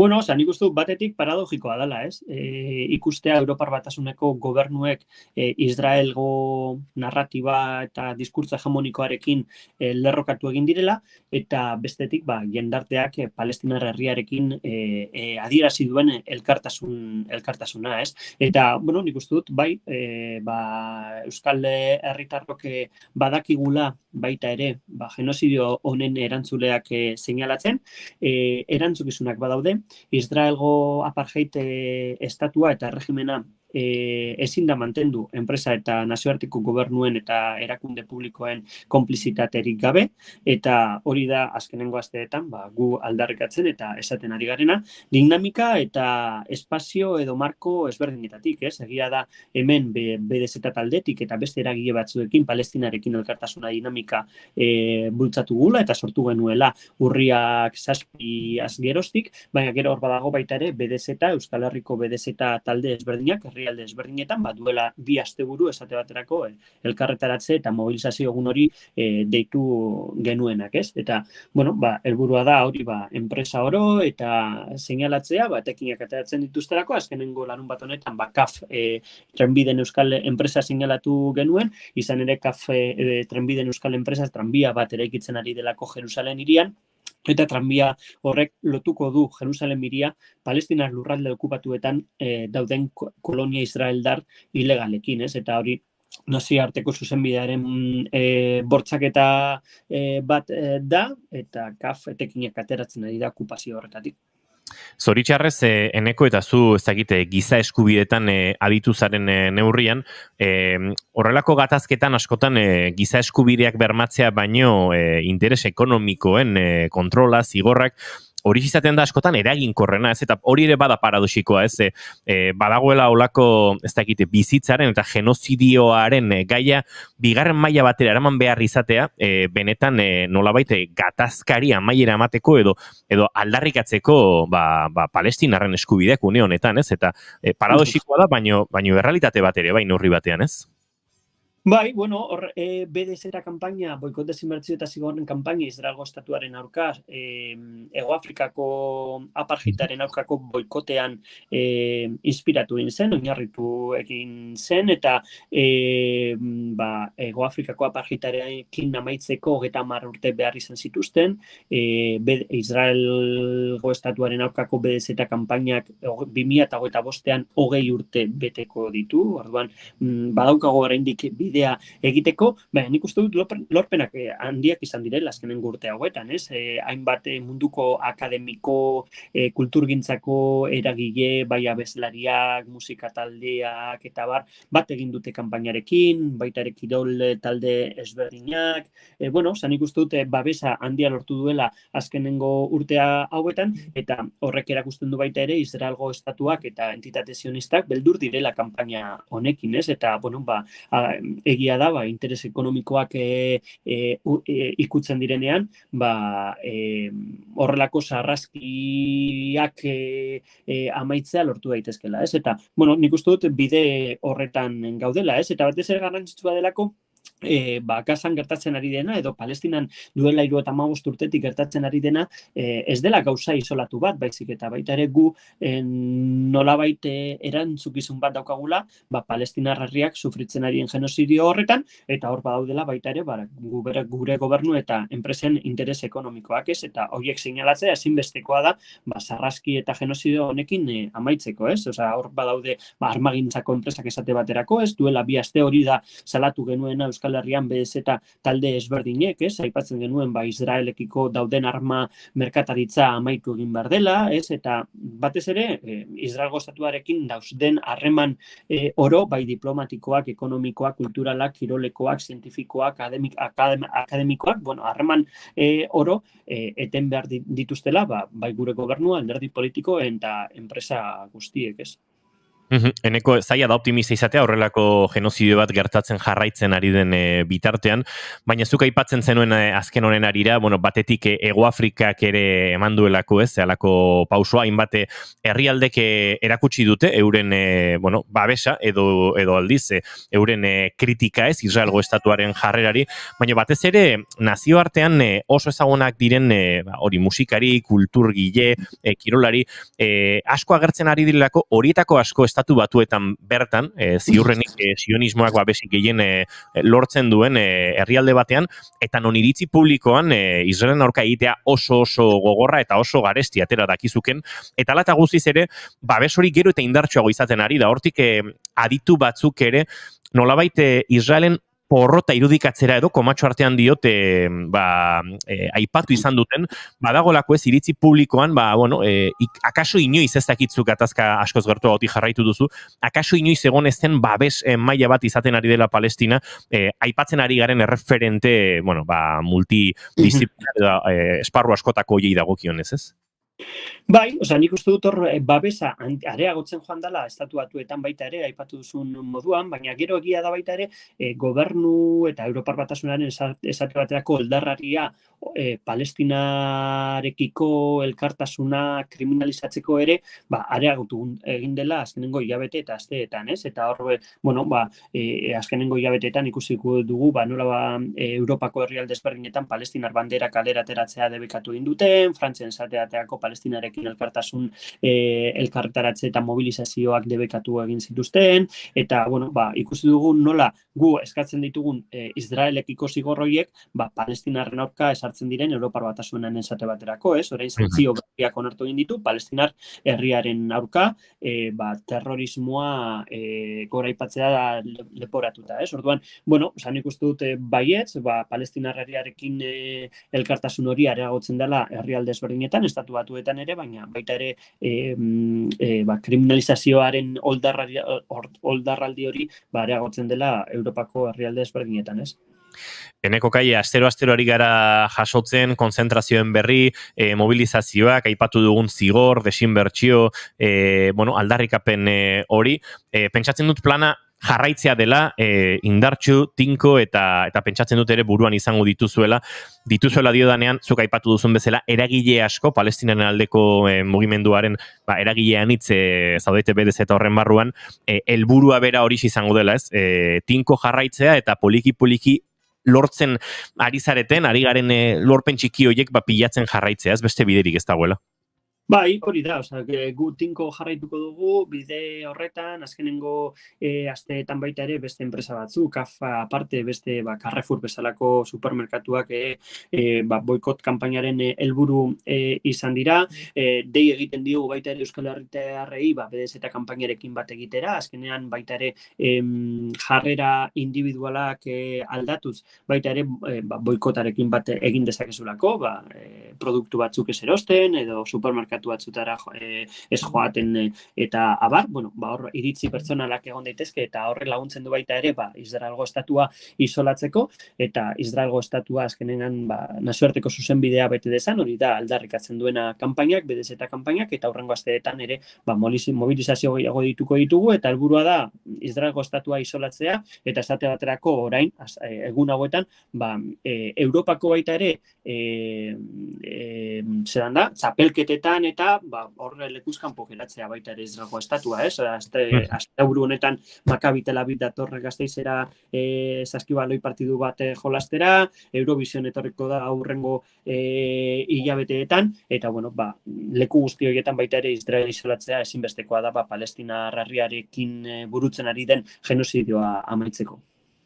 Eneko Kai, giza eskubidietan aditu eta BDZ mugimenduko kidezaren aurrean. Eskerrik asko gaur gurekin bigarren kafean tartetxo hartzeagatik, gu jarraituko dugu zuen mobilizazio guztien berri ematen, bertaratzen eta batez ere mugimenduari ahotsa ematen tarteka bada ere gaiari jarraipena egin eta antzuran eror ez dadin egiten ari zareten lan guztio. Eskerrik asko zuei. Zaindu asko, agur.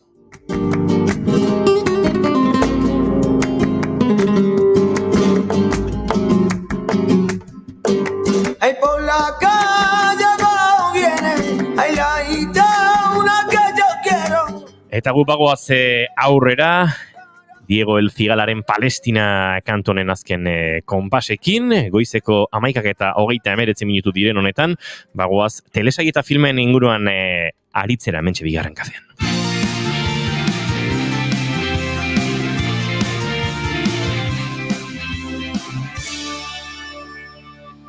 Bigarrenak ez direlako beti okerragoak, bigarren kafea.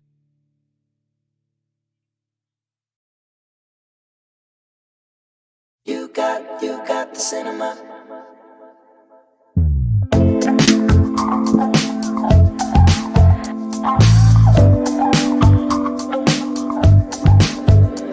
It's you, and I'm not getting over it. Darling, is it cool? If I'm starving when it comes to this, I guess we're in time. If you're getting yourself well for me, I guess you're all mine. You're sleeping in this bed with me. Gaurko bigarren kafearen azken 20 minutuetan murgildu gara, gai arinagoetara nolabait esatearren, eta gure, zinema eta telesaien tertuliatxoni heltzeko, Imanol González Gurrutxaga ere gurera batu dugu. Imanol, egunon? Egunon. Beste astelen batez? Beste astelen batez. Ondo zabiltza? Ondo, dena ondo. Aste buruan lan. Hori da. Kamara hartuta jota fuego. Efectivamente. Ez du Falitxon bat arteko baita, baina... Beraz, aste buru gogorra izan du Imanolek. Badirudi, nolabaiteko zilegitasuna ematen diola biboteak telesaiei buruz hitz egiteko, ezta? Eta zinema zuzendari izateak pelikuli buruz hitz egiteko, zilegitasunaren errege, axeri zaiku parean. Osondo. Gero egia da, kroketa jatera joaten bagara eta bexamela bigotean gatzen balin bazaio, hor, zilegitasuna pixka bat bera joaten zaiola. Kroketa. Hor kaso bat izan dugu juri Bai, batean, baina japonera edo. Badakizu Japonien badagoela arategi bat. Ez autotatu barkatu, hau mikrotik kanpo kontatzen aritu zara. Bai. Nere buruan mikro barruan zegoen. Ez, gure entzulek ez dakite. Japonian badago arategi bat, Kobe aragiz egindako kroketak saltzen dituztena, eta itxaron zerrenda daukate. 53 urteko itxaron zerrenda daukate. 53. 1989an hasi ziren kroketa hauek saltzen, eta geroz eta itxaron zerrenda, geroz eta luzeagoa da. Kontua da, dirua galtzen duela arakinak kroketa hauek egiten. Kobe aragia da oso aragi garestia. Eta orduan, hortu zitzaion, 89an kroketa hauek saltzea marketing estrategia modura. Hau da, nik saltzen baditut kroketa hauek jendeak nire arategia ezagutuko du, eta beste produktuak erosiko ditu, eta dirua horrela lortuko dut. Ez zuzenean kroketa saltzetik, baizik eta beste produktuetatik.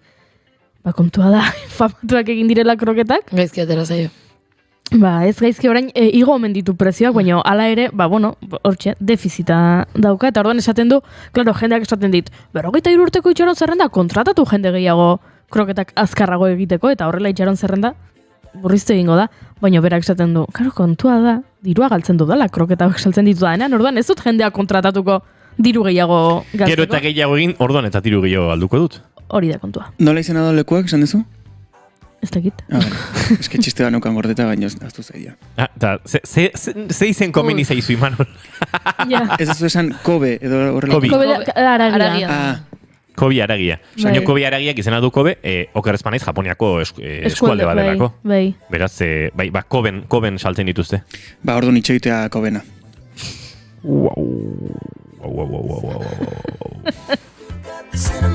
Ezin barra. Badakizuen non saltzen dituzten Kobe kroketak? Koben Gardenen. Bale, pentsatzen nuen ze previsiblean izen, ez da?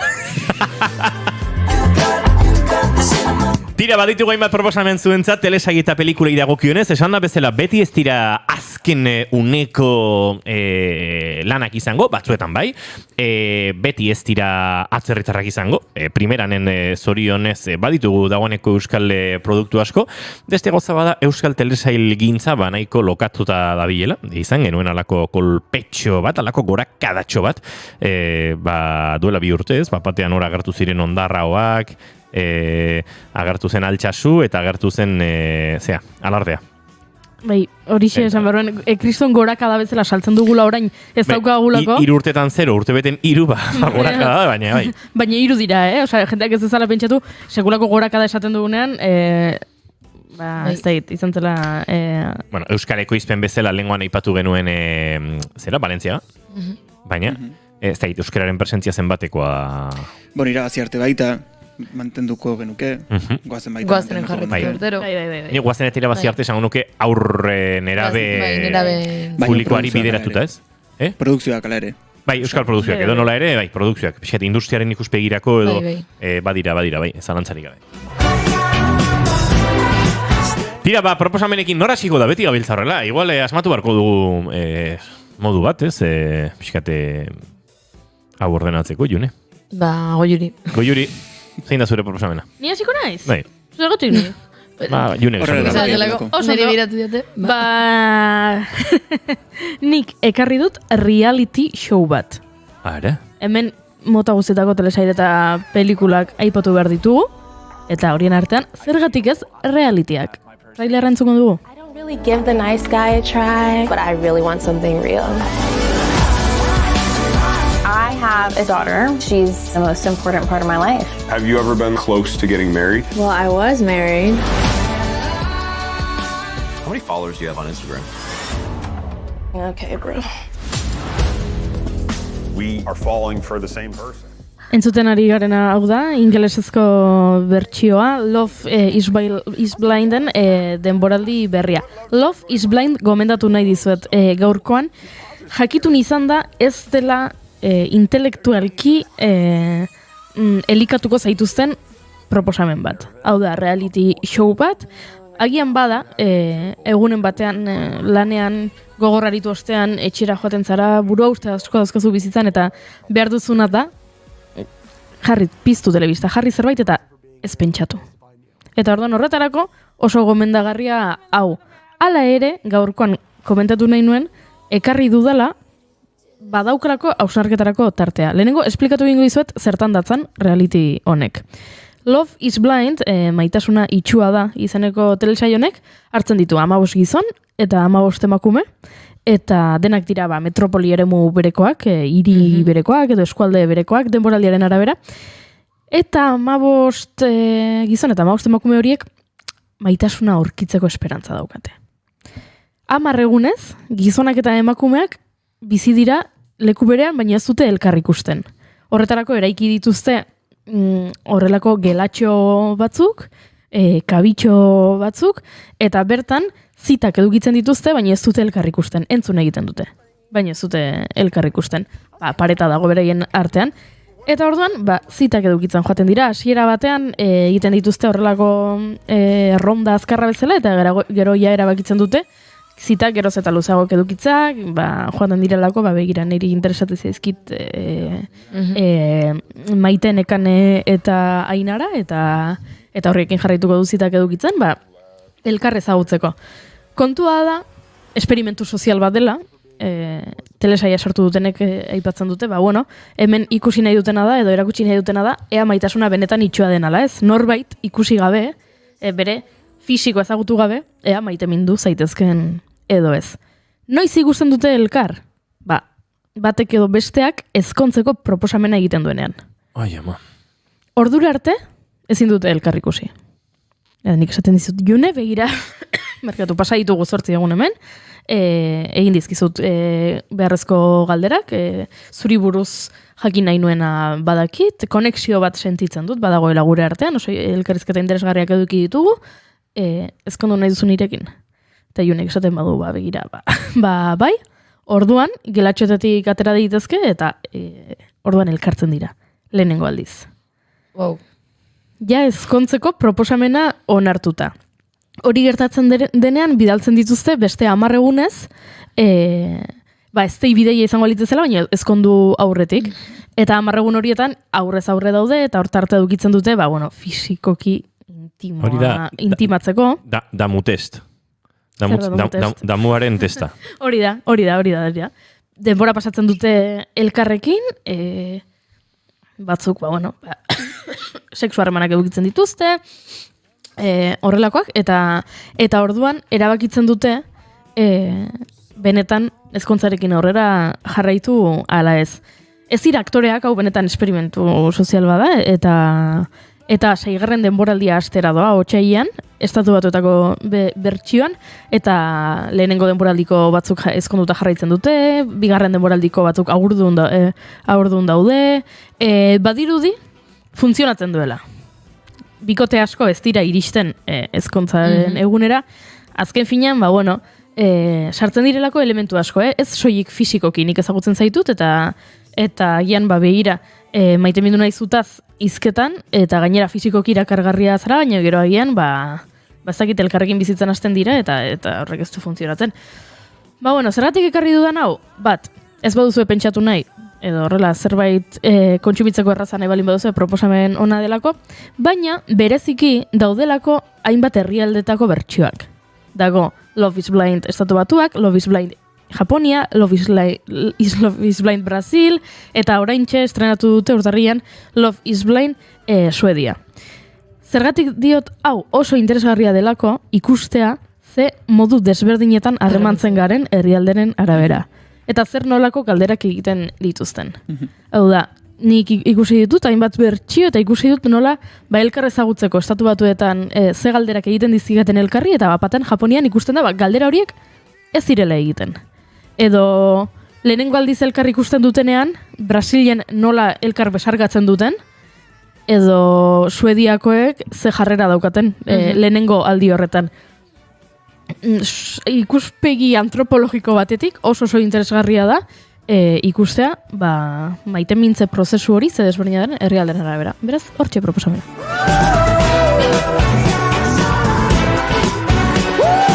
Reality bat ekarri du Goiurik, eta urrengo hau berriz Junek dakarrena. This doesn't make sense. Where do we start? at the very beginning. I got in the elevator with these two weirdos. Then Tim got in the elevator. Bueno, nik ekarri detenak Only Murder in the Building izena du. Eta telesaia 2021 argitaratu zen, Hulun, eta orain, Disney Plusen ikusi daiteke. Komedia eta suspense antzeko telesai bada. Azkenean bertan Steve Martin, Martin Short eta Selena Gomezek eriotza bat aztertuko dute, haien eraikinean gertatu den eriotza bat, baina hori egiten duten bitartean okurritzen zaie podcast bat grabatuko dutela, haien aurrerapena kontatzeko, eta pixkanaka podcast hori geroz eta famatuagoa egingo da, geroz eta buelta gehiago emango dira hortartean, eta historia benetan divertigarria da. Badakit Goiurik hemen ikusia duela, niri asko gustatu ditzan, eta baditu ja 4 denboraldi uste dut. 3. 3 denboraldi ditu, 3. bitan banatuta izan daiteke argitaratu zuen. 3 agian gutxi iruditzen zaizkizue, beraz ikusten duzunean eta telesaia amaitzen duzunean entzun labanka da. Ze Only Murders in the Building gustatu bat zaizu, ziurrenik labanka da. Podcasta, bigarren kafeak Durangoko azokarako egin zuen podcasta, gustatuko zaizue. Eta izatez podcastura grabatu zen momentu batzutan oso Only Murders in the Building. Armario batzuk zabaldu eta telesaia ikusten baduzue, kontrolatuko zarete. Zartaz ari nahi zen, eta guk badauzka gurrelako egoera batzuk, baina gure audioan geratu zen, ezken nuen telesail batekin, baina egin ziteken, making ofak ere emango zuen. The guy from U2. Eta hori, gomendatu nahi nuen hau, azkenean errex ikusten den telesaia delako, badituelako pare bat eriotza ezberdin, eta errex ikusten da, lasai ikusteko eta tartekatuta, demoraliak tartekatuta ere ikusi daitezke, lehenengo demoralia ikusi eta beranduago besteak. Eta hori bere Huluko presidenteak esan zuen Only Murders in the Building argitaratu zen momentuan Huluko telesairik ikusina izan zela. Beraz horrek zerbait esan nahiko du. Only Murders in the Building, hau Disney Plusen ikusteko aukera duzue, Love is Blind Netflixen, oker espanez, eta Goiuri? Bai. Bintzat bertsio hori, gero bertsio guztiak Netflixen, ados, beraz hor daukagu aukera. Imanol González Gurutxaga, eta zure proposamena zein da? Nire proposamena gaurkoa da gomendio ez gomendio bat. Ara. Ikusi zuetela, ohituta zaudetela zuek maite dut, ez maite dut. Hori da, maite dut eta maite dut ez da, bai? Gaur kontan ekarriko dizuet The Killer filma.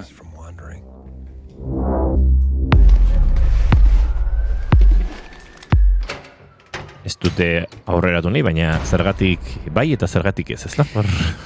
Neri asko gustatu ditzaiten pelikula, baina badakit jende askori igual nahiko mantsoa iruditu altzaiola. Azken baten kontatzen du hiltzaile baten, edo behintzat hiltzaile profesionala den pertsona baten historioa, eta lehenengo 15 minutuak esango nuke oso mantsoa da. Da mutila hau eraikin zar baten nun hilketa bat burutu behar duen, eta dan denbora guztin bere barne pentsamentuak eta nola pasatzen dituen egunak zain hil behar duen pertsona hori iritsi arte. Pelikula honetatik aterako nuken gauza importantena iruditzen zait da zuzendaria David Fincher da, eta zuzendari hau da oso ohituta eta gustatzen zaio ikaragarri pila bat thriller pelikulak, krimen pelikulak eta investigatzaile dauden pelikulak. Eta bere filmografia guztian ikusi dezakegun bezala, inditu pelikula desente honen inguruan eta hausnartu desente honen inguruan, eta iruditzen zait pelikula hau dela oso hausnarkorra eta beste begirada bat eman nahi izan diola genero honi, ez? Horregatik iruditzen zait nei asko gustatu zaitela, eta iruditzen zait baita bestalde jendeari ez zaiola gehiegin gustatuko, ze ez daude tiro asko, ez daude akzio asko, onke badaude, baina dena da oso oso ezberdin jorratuta eta beste ikuspuntu batetik eman da. Eta aurreko astean komentatu genuen La Sociedad de la Nieve, Goiurik aipatuzun baita ofa hotxan erabilera hori, eta pelikula honetan baita erabiltzen da asko beste ikuspuntu batetik, ze denbora guztien gaude entzuten bea ze pentsatzen nahi dan, eta nola ikuslearia izaion esaten, bere modus operandia dala dena oso ondo preparatuta aukitzea, ez dagoela faiorik, dena euskala, hori, mugimendu guztia euskala, oso preparatuta, eta ikuste dugu 15 minutu horien ondoren nola pelikula guztia dan bea kontrola galtzen situazio bakoitzekiko. Badoka pixkat Seven bai fori? Bai, nik uste gehiago dala zuzendaria hori, saiatu dala estetika hori mantentzen eta pixkat boltatzen lehengo estetika horta, baino bai, iruditzen zait guain arte indun denetatik ezberdinena dala, eta esango nuke hau guztia hasi dala Mindhunterren ondoren. Mindhunter iruditzen zait dala inflexio puntu nahiko nabarmen bat, ze izan zan telesail bat, 2017 18 arten irauntzuna, eta horren ondoren, eten zuten produkzioa, ez dakigu zeatik, ikusleak behin da berriz eskatu du renovatzea demoraldi berri bat, baino beraiek ez dute berritu. Eta horren ondoren, aterazun Mank izeneko pelikula bat, oso ezberdina behakin zunetik, eta erutzet hortik aurrea ia gauzak aldatu inditula, eta beste modu batea saiatu dela zinema ematen. 2008an atera zuen Mank, eta sari mordoa irabazio, bentzet izendapen mordoa eraman zuen.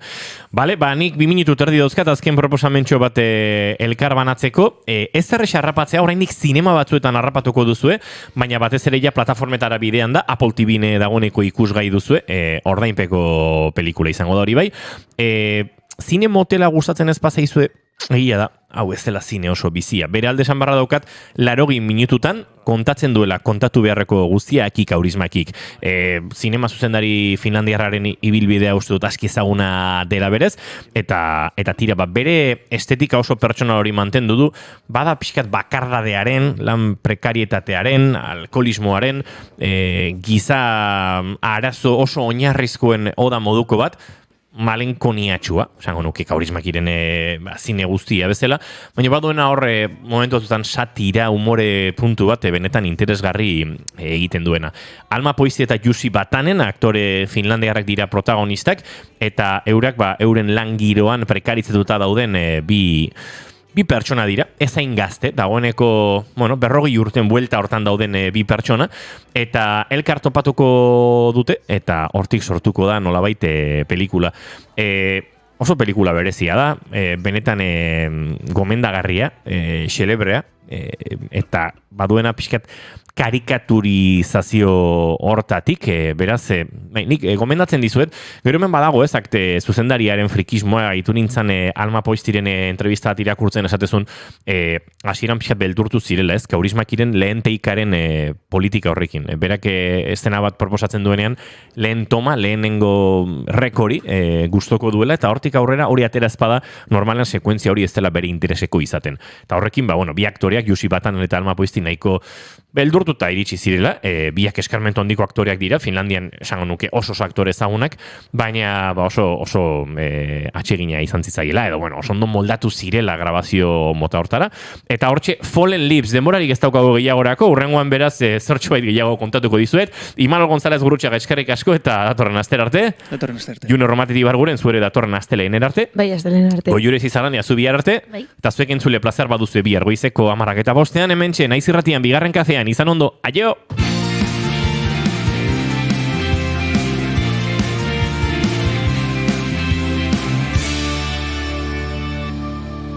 Bigarrenak ez direlako beti okerragoak, bigarren kafea.